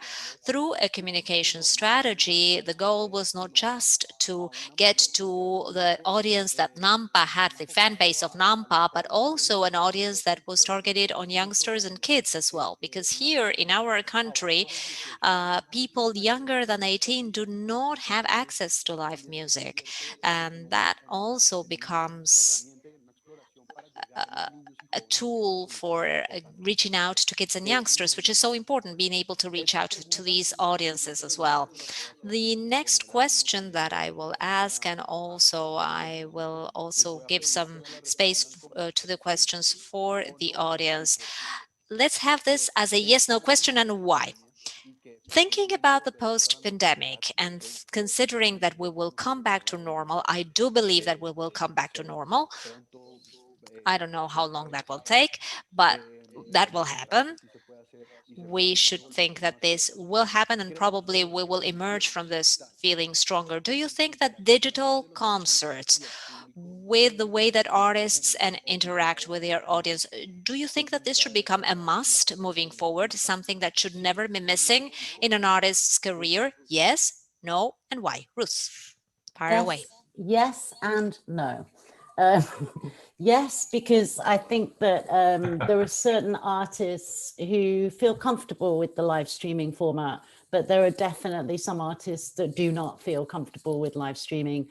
So I think it's a must for those artists who are into it, but a no for the ones who aren't, because I think it's you know, not just putting on not just putting on an amazing concert, but having that one-to-one interaction in that format, I think is a skill that not all artists are comfortable with. But, you know, I'm hopeful that it is going to remain a format for our campaigns and for certain artists, yes.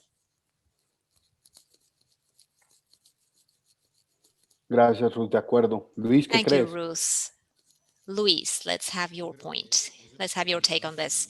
I think it's an optional. I don't think it's going to be an obligation. I think it's a fantastic tool for those that do well with that tool, for those that feel at home with it, and especially for the niche artists, you know, those that have smaller audiences, artists that do not fill stadiums, and that now have the possibility of having an audience that comes from different continents, for example.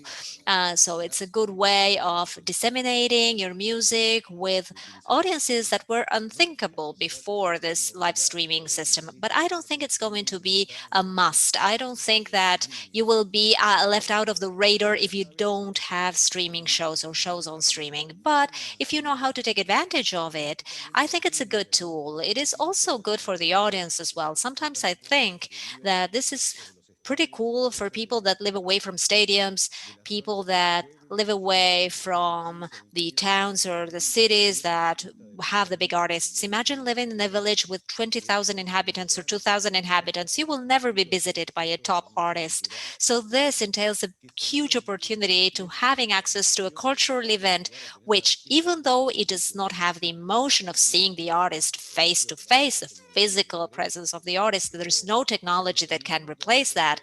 But humans still could preserve this herd memory, trying to be where other people are, that is to say, fighting the FOMO. So it's good for people to feel that they are participating with the rest of the community in something that is happening that is so cool.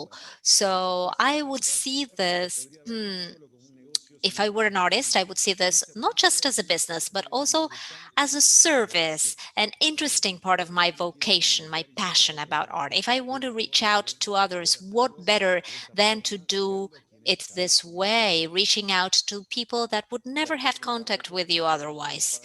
Thank you for your reflection, Luis. This is food for thought for the artists so that they may see how they can reach out to other audiences that are not used to them. Because what I say is that artists grow thinking that they have to reach out to the paying audience. And what about the audience that cannot pay their tickets?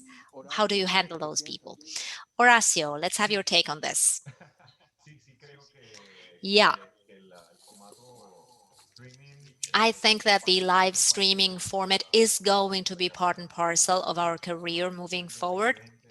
After 2020 and 2021, which looks quite a bit like 2020, after this experience, by all means, I think that live streaming is going to be a complementary ingredient of our artist careers. I think that, as Luis was saying, I think we have all arrived at this point in which we know that it's never the same to be with a mass of people in the stadium, everyone, screaming or singing along. It's not the same to be at home watching a show on your mobile, but we can use this strategy as a very cool tool. As Ruth has said, there may be artists that do not feel comfortable with this. Okay, no problem. But I think that they may end up looking like dinosaurs a little bit if they refuse to use this tool, because I remember the number of years ago when artists did not want to have their songs on CDs. They did not want to have a Facebook account. Well, you need to move with the times, so otherwise you will be left out of the picture. So I think that along these lines, I understand the people that do not want to use live streaming, but they are going to be left a little bit out of the picture. Absolutely, Horacio, this is great food for thought for the artists as well. And this is a good reflection moving forward. This question that I would like to share, we still have 15 minutes to go. Well, actually, we have 8. But this question has to do with live gigs after this. This is a question that I've asked myself, not only as a musician, but as a member of the crew, as a promoter, as well as a cultural manager, as a producer sometimes. This question, let me ask you this, thinking about the future, do you think that economic models and negotiation models between artists, promoters, brands, and audience, do you think that they need to change in order for live music to be reborn more strongly, and in order for live music to be more accessible for the people that do not have the money to pay the big bands, so that they may be allowed to access live music more easily? Do you think that this is a priority moving forward? Reconsidering these business models? Ruth, fire away. Not really, no, because I think that as Horatio has sort of like alluded to, you go on YouTube and you can see any live concert in the whole wide world. Live music has been accessible for free as a promotional add-on for years. I think if anything, and it's devalued it, it has devalued it. And I think that if anything, what's going to happen is that now that people know that there are certain audiences who will pay for access to live streams of live concerts, I think it's actually going to be, part of the business. But there's always going to be an environment where a brand will sponsor an event for free access and all the rest of it. I mean, it's been happening for years, and I think that that will continue.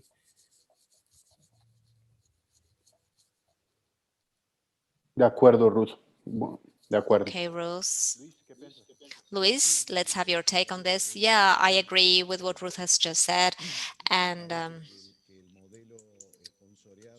I think that the sponsored model is going to be the one that will survive the most, or that will survive more easily in these cases. But I don't have much more to add. I agree with what has just been said. Horacio, what do you think? As to the business model, I would like for it to be more transparent and more easy to understand for the artists. Sometimes streaming and audio platforms that we have been trying to understand one another lately. I'm talking about Apple Music, Spotify, you name it. Oftentimes, this is like a jungle. It is so complicated that you never really understand the ABC of monetization. So hopefully business models are going to be nicer with the musicians, with the creators, with all those that are 99% passion and 1% economic rationale, because it we can really find it hard to understand. I think that it is for this reason that I have the feeling that sometimes they take advantage of the musicians to the detriment of their innocence, so to speak. So this is what I would like to happen. I would not like to have to study at the university so as to understand streaming monetization. I would like for things to be a lot easier. So hopefully we might be able to find greater kindness for the musicians in this very complicated world. Okay. I think that is half and half. The audience always wants things to be as cheap as possible and as best quality possible. Producers will always want for resources to be used to be able to pay what the gig is worth, and the artist will always want to get the most out of a gig. So it's about arriving at a level in which everyone feels properly benefited. That's a real challenge, and it has to do with an analysis that not just the artists, but also the audience and ourselves, the ones that are in the middle, like producers and and promoters and so on.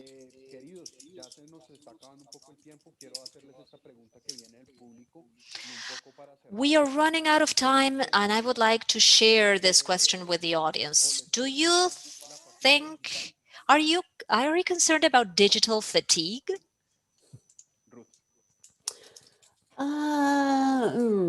Well, yes and no. I mean, I don't think that we're going to be sort of like sat looking at this for like 8 hours. But we do anyway. We look at emails all the time, don't we? But it doesn't sort of like spill into your social life and your yeah, just your likes and wants and wishes. But yeah, I definitely think there's going to be, when vaccines come and when live shows start again, I think that the last thing that people are going to want to do is to watch shows live streamed on the laptop.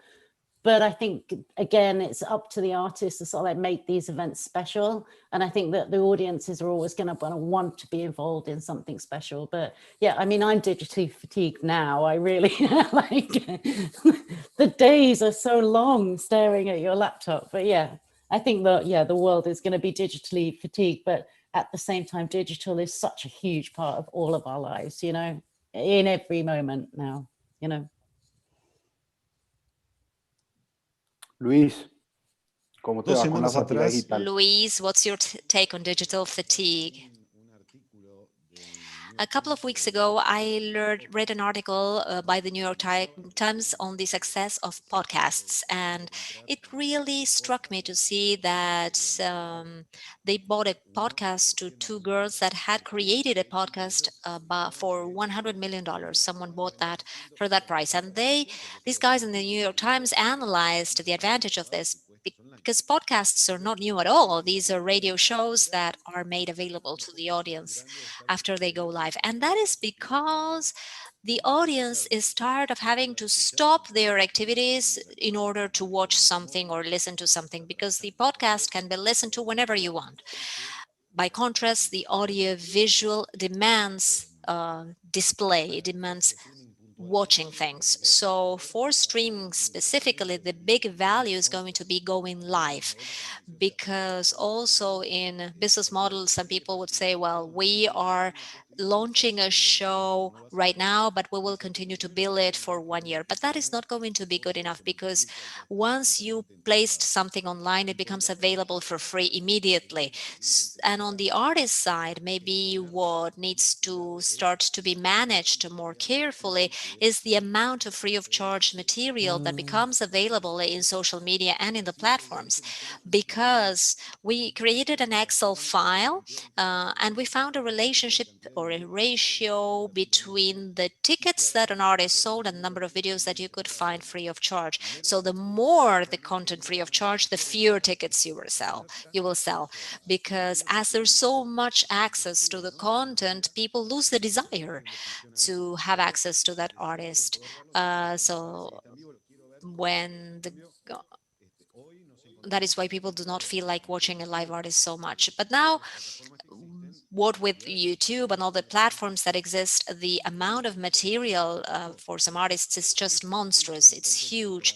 So that goes a little bit against this. And in general, digital fatigue, yeah, maybe. For example, personally, I have a little bit of digital fatigue. I am tired about having to be paying attention to the digital aspects all the time, but it's a big tool. It is like everything. When something comes out, there's this fad that originates, and then there's a plateau. And it is during the plateau, or in a number of years, we will know how much time it takes on a daily basis to do things digitally. We have run out of time. I wanted to thank you all for your opinions, your very valuable opinions and reflections, and also share your experiences. Horacio, I admire you so much for what you have been able to do in Venezuela. Hopefully, we will be able to get Latin America to be one more example, so that more of us can maintain the music, not only in streaming, but also live music. Music is food for our spirit. It makes us feel like doing things. It inspires us. It can get us happy or sad. We need the music. We want to continue to consume music, and hopefully this will be a new path and a new mountain that we will climb. Thank you so much for your time. Gracias a todos por estar conectados. Thank you everyone for reaching out, and if you want, you can get in touch with Ruth, Nicolas, Horacio, and Luis. See you soon. Bye.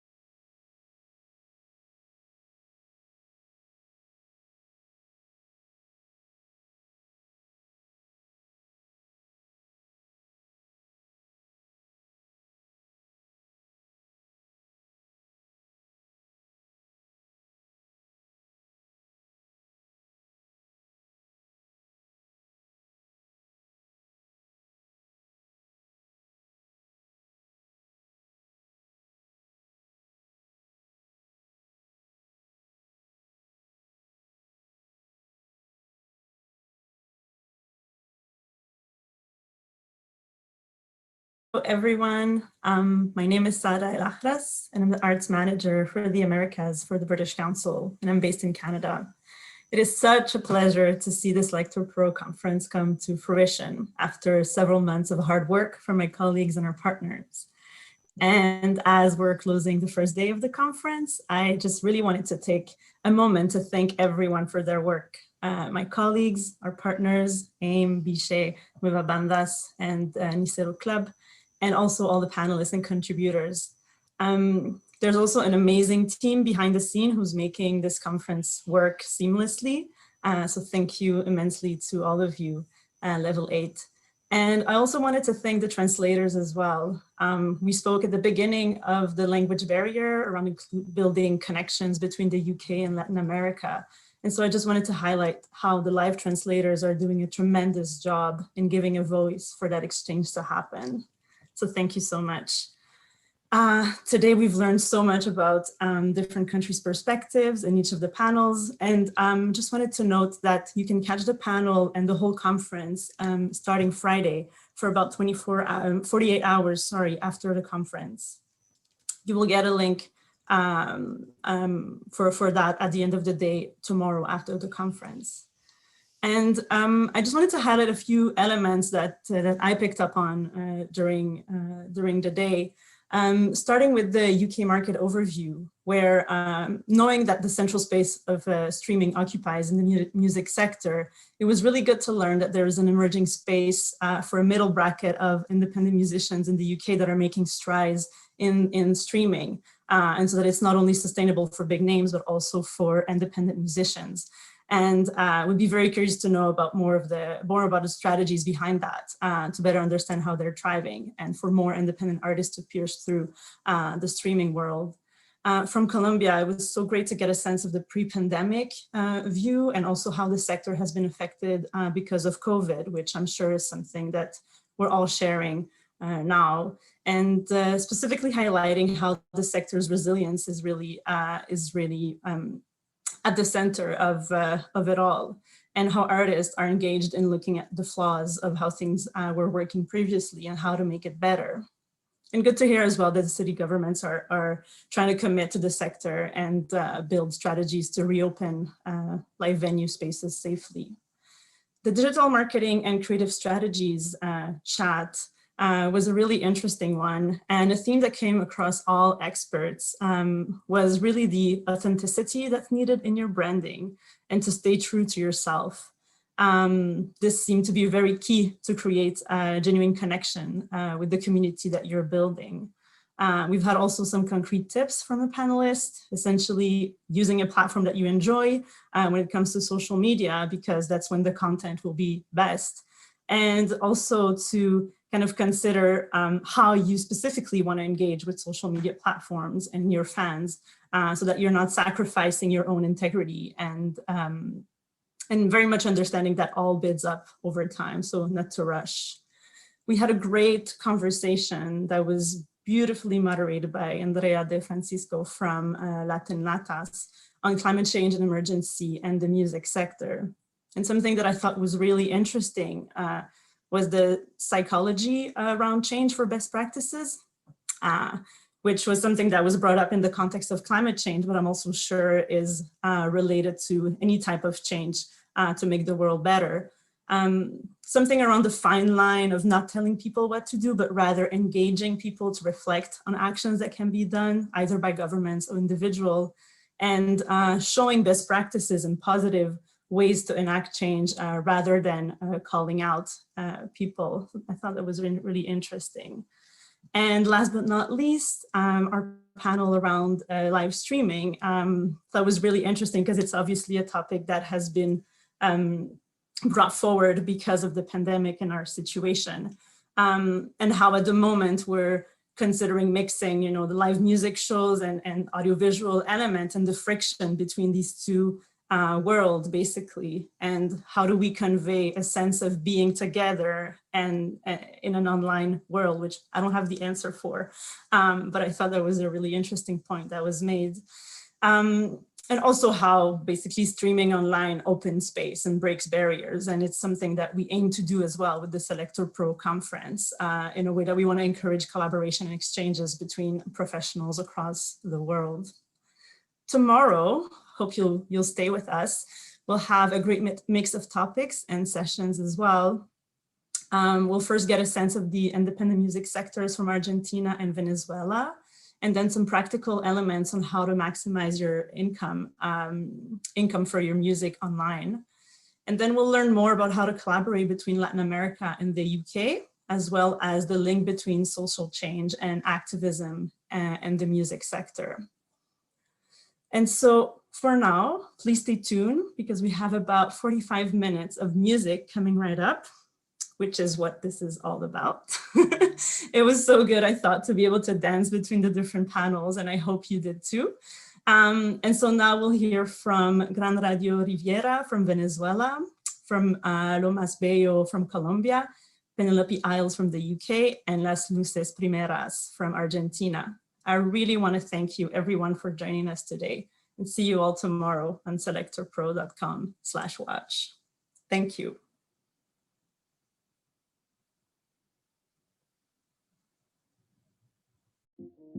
This year, Selector Radio celebrates its 20th birthday. That's 2 decades of discovering, unearthing, and supporting some of the best British talent on offer and taking it to the world in over 35 countries. From Young Fathers and K Tempest to Nadine Shah and even Calvin Harris, we've had it all.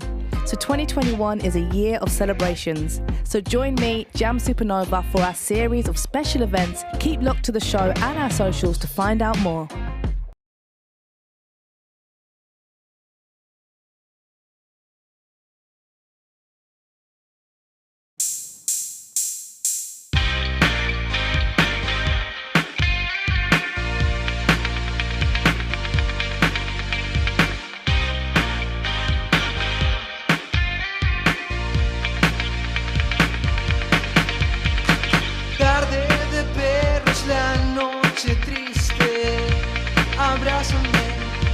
Imagínate, ojos de miel alumbran mi querer. Llama a la puerta la noche en vela. Caigo al mar y no sé nadar. Del encuentro nace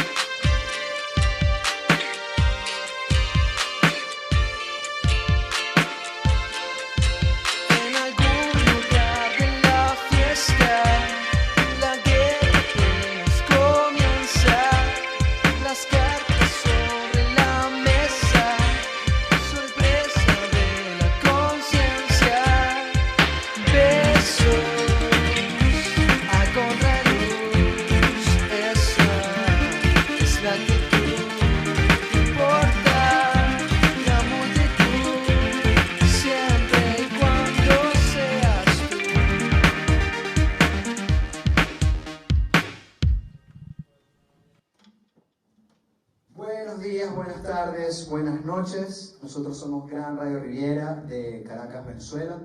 Y bueno, es un honor para nosotros estar aquí presentándonos. Esa canción que acaban de escuchar es uno de nuestros últimos singles a contraluz. Y bueno, este siguiente es otro sencillo que se llama Surf.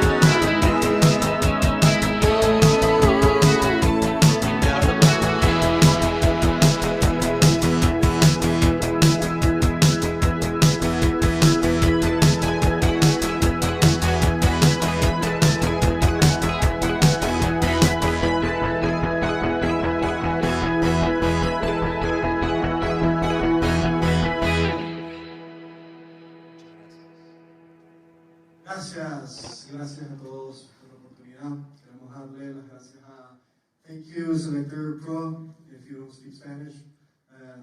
Gracias a las bandas, gracias a British Council, este es Surf, uno de nuestros sencillos del primer disco. Ahorita nos vamos con una canción que se llama Verde y espero que la disfruten bastante.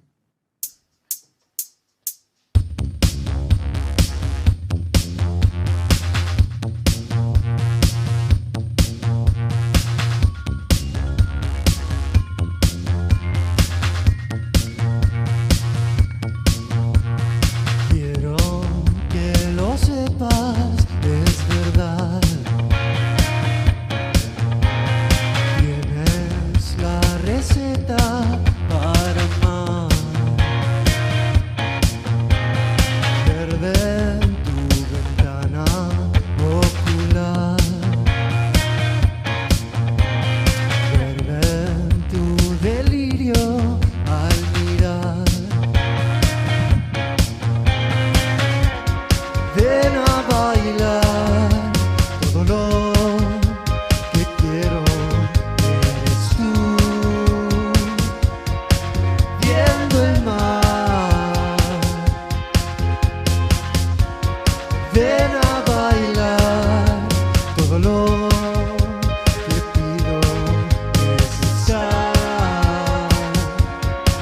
siempre contigo.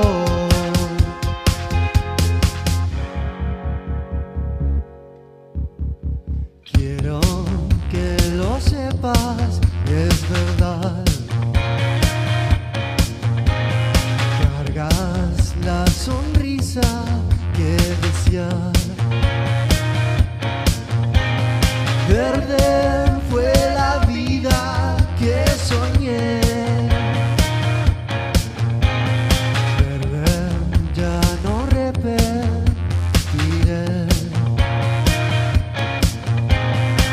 We would like to say thank you to Selector Pro, Nuevas Bandas, the British Council. Stay home, stay safe, love your family, love your friends. We love you. Hope you're having a great time. Ven a bailar todo lo que quiero, eres tú. Viendo el mar. Ven a bailar todo lo que pido es estar siempre contigo. Siempre contigo, siempre.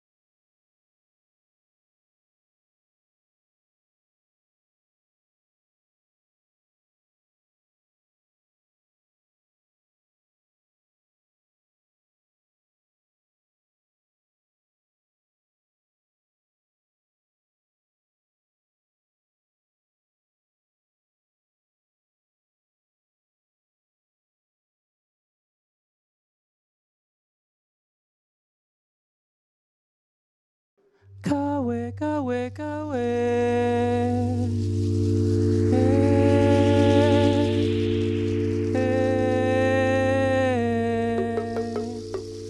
Yeah. Brujerías, lo más bello. Ajá. Selector Pro. Sombras y amarres se dispersan, clavos de aroma en mi alberca. No hay nada que me detenga, me voy fuera del caos de esta tierra a sumergirme en las aguas de Oshuni y Maya. Como Marsha P. Johnson, flores adornan mi cabeza. Soy reina por encima de lo terrenal, transmutación de conciencia. Fluye mi energía como corriente de río y mar. Voy a bañarme en mis riegos santos, lavar lo que hace daño, al entonar nuestros cantos, ser la voz de la respuesta que estoy buscando. Voy a bañarme en mis riegos santos, lavar lo que hace daño, al entonar nuestros cantos, ser la voz de las respuestas que estoy buscando. Sumérgeme en tu riego santo. Sumérgeme en tu riego santo. Qué chimba de invitación. Gracias, Selector Pro. Yo soy lo más bello. Yeah, yeah, yeah, yeah. En Bamba, ya.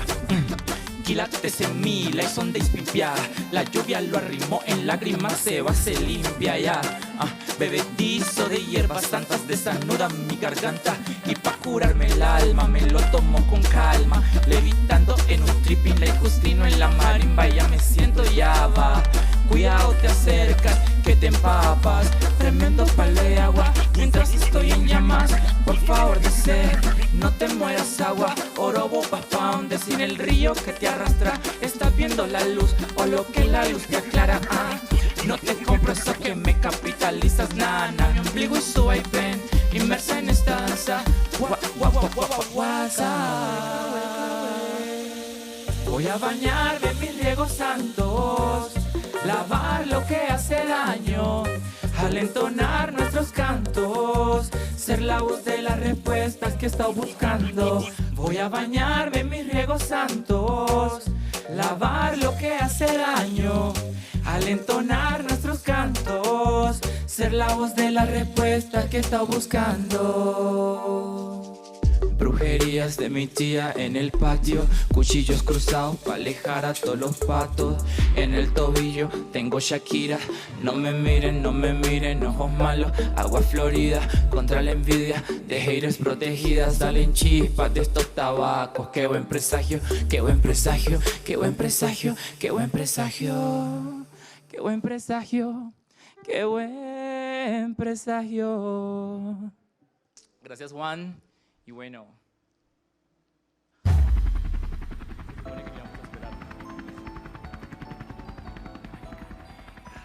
ya. Escucha, Mara. Queer, black, bitch, killer. Queer, black, bitch, killer. Melanina que mata más que la guerrilla. Esta bala no esquiva. Queer, black, bitch, killer. Queer, black, bitch, killer. Maniquí sin vitrina, el estilo que siempre aniquila. Queer, black, bitch, killer. Queer, black, bitch, killer. Diva negra marica, ja. A los machos ponemos la fila. Queer, black, bitch, killer. Queer, black, bitch, killer. Queer, black, bitch, killer. Yeah. Mis ancestras en mi cuerpo, Wakanda, bitch, pantera. Estampados y colores, camuflada en estas telas. Pa' enseñarle a estas bitches quién comanda en esta fuerza. Sus dardos no me llegan, apuntan hablando mierda. Entendelo y si te altera, mejor tira otra cera. En un mundo falso pocas pueden ser certeras. Bitch, I'm a fashion killer, mi visaje es nueva era. Rompí todas sus cadenas, me las trepé como joyera. Los twists, los bantus, las tropas o las trenzas. Así vi el camino, encontré oro en la caleta. Aceite de coco que la tralla resplandezca. Que yo privo maras siempre listas para la frente. Si ser loca y prieta es vivir en guerra, amar mi magnificencia es mi arma predilecta. Queer, black, bitch, killer. Queer, black, bitch, killer. Melanina que mata más que la guerrilla. Esta hora no esquiva. Queer, black, bitch, killer. Queer, black, bitch, killer. Maniquí sin vitrina, el estilo que siempre aniquila. Queer, black, bitch, killer. Queer, black, bitch, killer. Diva negra marica, a los machos ponemos la fila. Queer, black, bitch, killer. Queer, black, bitch, killer. Queer, black, bitch, killer. Black don't crack, bitch, don't crack. Esta bomba se lo hace estallar. Bazooka adictiva, se lo doy una vez que vuelve a llamar. Como la gripa, quieren carburarme aunque sea ilegal. Tantas perras en Fendi, disparar no lo intentes. Estoy blindada en un frenzy, sicaria nina trendy. Pistolón en el panty, jala el gatillo baby. Yo soy la travesti que cerca a tu hombre no quieres, Henny. Queer, black, bitch, killer. Queer, black, bitch, killer. Melanina que mata más que la guerrilla. Esta bala no esquiva. Queer, black, bitch, killer. Queer, black, bitch, killer. Maniquí sin vitrina, el estilo que siempre aniquila. Queer, black, bitch, killer. Queer, black, bitch, killer. Diva negra marica, a los machos ponemos la fila. Queer, black, bitch, killer. Queer, black, bitch, killer. Queer, black, bitch, killer. Yeah. Below you. Para todas las maricas negras que se conectan y que viven el struggle, pero que viven, que resisten. Queer, black, bitch, killer. Queer, black, bitch, killer. Queer, black, bitch, killer. Yeah. Queer, black, bitch, killer. Para esta canción es el primer single de mi álbum. Estamos ahí trabajando, dándole con toda. Este EP se viene, así que pronto en plataformas.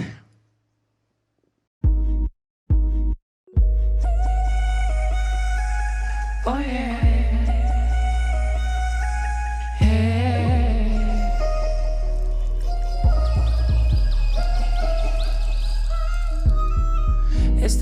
días parecen noches. Narcosis sombría y tus fotos sin enfoque. Blackout, utopía, I am nowhere. Es mediodía en mi medianoche. Estas noches parecen días. Scrolleando en tu IG, stories repetidas. I am everywhere, flashes nublan mi retina. Es medianoche en mi mediodía. I am nowhere and everywhere. Locked door, an empty bitch again. I am nowhere and everywhere. Locked door, an empty bitch again. 100 horas dormí, nada que hacer. Hasta con mi ex no te intercambié. El fucking meme del punto otra vez posteé. ¿Qué hay dentro de mí que te acabo de ver? Con niggas como tú. Skirt, skirt. ¿Para qué volver? Cortina bajo el sol logra asomarse. Quizá los astros desean levantarme. Es como Yeneiko, yo nací cansada. O tal vez soy adicta a ser tan vulnerable. Todos tus recuerdos me son inflamables. Con cada playlist parezco quemarme. Flechas azules, nunca contestaste. Si carburo lento, es que quiero pensarte. Estos días parecen noches. Narcosis sombría y tus fotos sin enfoque. Blackout, utopía, I am nowhere. Es mediodía en mi medianoche. Estas noches parecen días. Scrolleando en tu IG, stories repetidas. I am everywhere, flashes nublan mi retina. Es medianoche en mi mediodía. I am nowhere and everywhere. Locked door, an empty bitch again. I am nowhere and everywhere. Locked door, an empty bitch again. Rodamos en bici por todo Holandia. Sacamos por las caletas de Lara. Cuántas acropas hicimos en mi cama. Cualquier excusa usamos para parcharla. Al menos un adiós. Me bloqueaste sin más nada. Ay, que chimba la pasas. Yo me ahogo en mis ansias. Estoy dándote fin, no más temporadas. Yo no soy Netflix, ni tu Atlanta. Se vale sentir todo porque todo pasa. Este es mi último inbox desde esta cuenta falsa. Bye, bitch. Pensándote. Pensándote.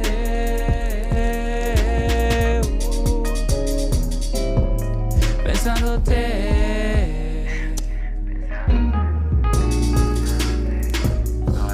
Pensándote. Es mediodía en mi medianoche. I am nowhere and everywhere. Locked door, an empty bitch again. I am nowhere and everywhere. Locked door, an empty bitch again. An empty bitch again. Again. Es mediodía en mi medianoche. Yeah, pensándote. It's out right now. Y mientras una sufre, también putea. Ah. Epa, ya. Ajá. Me culeas, me culeas. Me culeas tan rico, rico, rico, rico. Me culeas tan rico. Hey, Selector Pro. Gracias por conectarse. Me gusta salvaje. Empezar de frente, pa' verte la carita cuando te agaches. Taki taki, pa' que el nene no trabaje. Tangano traje, así que toque, goce, chupe, jale. Tú sabes cómo abrirlo, yo te di la clave. O pedí porro pa' que se encienda la nave. Quiero sentirlo más allá del planeta Marte. No te confundas, yo no dije amarte. No quiero novio, solo quiero vacilar a él. Rico, rico, ah. Me culeas tan rico, rico, rico, ah. Me culeas tan rico, rico, rico, ah. Me culeas tan rico, rico, rico, ah. Me culeas tan rico. Hey, siempre lo hacemos tan rico. Azote millonario, castigo bendecido. Deberían invertir en estos gemidos. Negocio porno, baby, ya somos ricos. Siempre lo hacemos tan rico. Azote millonario, castigo bendecido. Deberían invertir en estos gemidos. Negocio porno, baby, ya somos ricos. Rico, ah, me culeas tan rico. Rico, rico, me culeas tan rico, rico, rico, me culeas tan rico, rico, rico, me culeas tan rico. Hey, quiero repetir esta marcación dentro del área, no tengo arquero, cabeza y gol. Me culeas de culeo delicioso, me gusta arriba cabalgarte como un potro. Pollo rata paisa, acento jocoso, pues el bebé se come todo sabroso. Quiere postre, soy su gusto culposo, en esta dieta probar culo es riguroso. Popper y porro pa' que se encienda la nave. Quiero sentirte más allá del planeta Marte. No te confundas, yo no dije amarte. No quiero novio, solo quiero vacilar a él. Rico, rico, me culeas tan rico, rico, rico, me culeas tan rico, rico, rico, me culeas tan rico, rico, rico, me culeas tan rico. Hey, Loyal, productor de este tema, Juan Conde, en las consolas, Río Cerón, ya, ya. Hey, muchas gracias por la invitación, Selector Pro, British Council, Biche, y esta canción se llama Shut Up. Fue mi primer sencillo y se viene por ahí un twist para la versión del EP. Epa, ya. Shut up, loca, hold up, suerte, back up, loca, fuck up, tu ley. Soy shut up, loca, hold up, suerte, back up, loca, fuck up, tu ley. Soy shut up, loca, hold up, suerte, back up, loca, fuck up, tu ley. Soy quien decido ser, soy quien decido ser. Que si hombre o mujer, goddamn bicho, intenta descifrarme, no soy tu acertijo. Tu traditional mode, yo reglas no sigo. Si me bajas el vestido, te muestro el pito. Hey, todas las calles son mis red carpets. Mi estilo de puta para que te infartes. Bien caripelada, bitch, no te desgastes. Maquillaje con highlighter, don't forget the latch. Ready pa' los flashes, soy la más del parche. Ya te dije que soy Ken y también la Barbie. Como Marsha P. Johnson, no podrán ahogarme. Esta marica indefinida te hace cuestionarte. Un shout out para mis trans girls en tacones en la Santa Fe. CC Queens, somos diverse. No nací, yo me inventé. Shut up, loca, hold up, suerte, back up, loca, fuck up, tu ley. Soy chara, loca, hold up, suerte, back up, loca, fuck up, tu ley. Soy chara, loca, hold up, suerte, back up, loca, fuck up, tu ley. Soy quien decido ser, soy quien decido ser. No es tu fucking lío si me pinto la boca, si dicen que soy loca, si mi estilo provoca. Sé qué es lo que te asombra. Ya deja la lora, inventadas, usadas, maricas y orgullosas. No es tu fucking lío si me pinto la boca, si dicen que soy loca, si mi estilo provoca. ¿Qué es lo que te asombra? Ya deja la lora, inventadas, usadas, maricas y orgullosas. Shut up, loca, hold up, suerte, back up, loca, fuck up, tu ley. Shut up, loca, hold up, suerte, back up, loca, fuck up, tu ley. Shut up, loca, hold up, suerte, back up, loca, fuck up, tu ley. Soy quien decido ser, soy quien decido ser. Perras y empoderadas, fucking the roads. I don't give a damn and I don't give a fuck. No, mi mundo es mi reino, soy como soy. Vengo sacando del closet lo que me estorbó. Bitches, mis prietas, we're champions. When I step in the party, the fun is on. Booty short, blusa corta y caneca long. Inventadas y modernas, nivel maratón. Oh, un shout out para mis trans girls en tacones en la Santa Fe. CC Queens, somos diverse. No nací, yo me inventé. Ya, ajá. Un shout out para todas las personas trans que se conectan con nosotros. Ya, 00 perras, 000 perras, 000 perras, 000 perras que opinen sobre nuestras cuerpas. Somos dueñas de nuestras cuerpas, nos inventamos. Gracias Selector Pro, Biche, British Council. Yo soy LoMaasBello. Qué chimba invitación.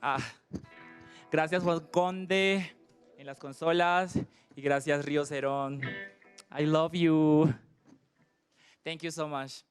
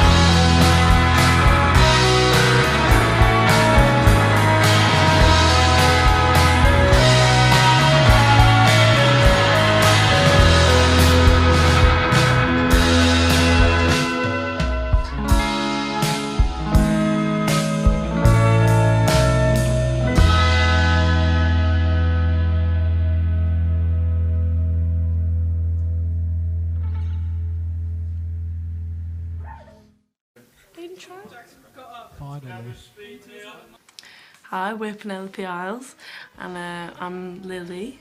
I'm Becky. I'm Jack. I'm Jack. Yeah, we've been a band for about 4 years now. Yeah, based in Brighton, big up. So I moved back to the Isle of Man from university, and then me and Lily started a band called Your Gold Teeth, and then we've kind of been playing together ever since. But then Lily left to go to start uni in Brighton, and that's where she met these guys, and then kind of formed the initial structure of Penelope Isles, and then I came to join a few years after. Just put a record out on Bello Union Records called Until the Tide Creeps In, and yeah, we're touring that at the moment, having a good time. Our debut record we made ourselves in our label studio in Brighton. Jack produced it all. He worked very, very hard. He's too modest to say. We had a lot of fun making it, didn't we? Yeah. We made it ages ago, didn't we? It's all been recorded. It's been recorded over a long period of time, really. Yeah, we made it like 5 years ago. It sounds dated. When we started gigging, we were very much like gigging on like 2-3 times a week in Brighton. Every venue, every gig we could possibly do, just trying to soak it all up and, you know, get our name out there. Exactly, like try and get at least a fan base where we lived. And it was often we were playing on there was a bill with 3 or 4 bands, and none of them were of the same genre. Like we'd be playing with like a reggae band, a hip hop band, a metal band, and there'd be us. It's only really the past year, maybe 2 years, where we've really found some bands that we really love playing with and that work really hard, and the sound is really beautiful. I think one of the biggest highlights for everyone was when we went on tour with the Magic Numbers, and we just met them at Echo Zoo when we were doing the first original recordings, and then they were like, please come on tour with us, and it was like, yeah, that was pretty cool. Thank you. It was a dream come true. Yeah. Now they're mates. Now they're our mates and we have their numbers. Roll it.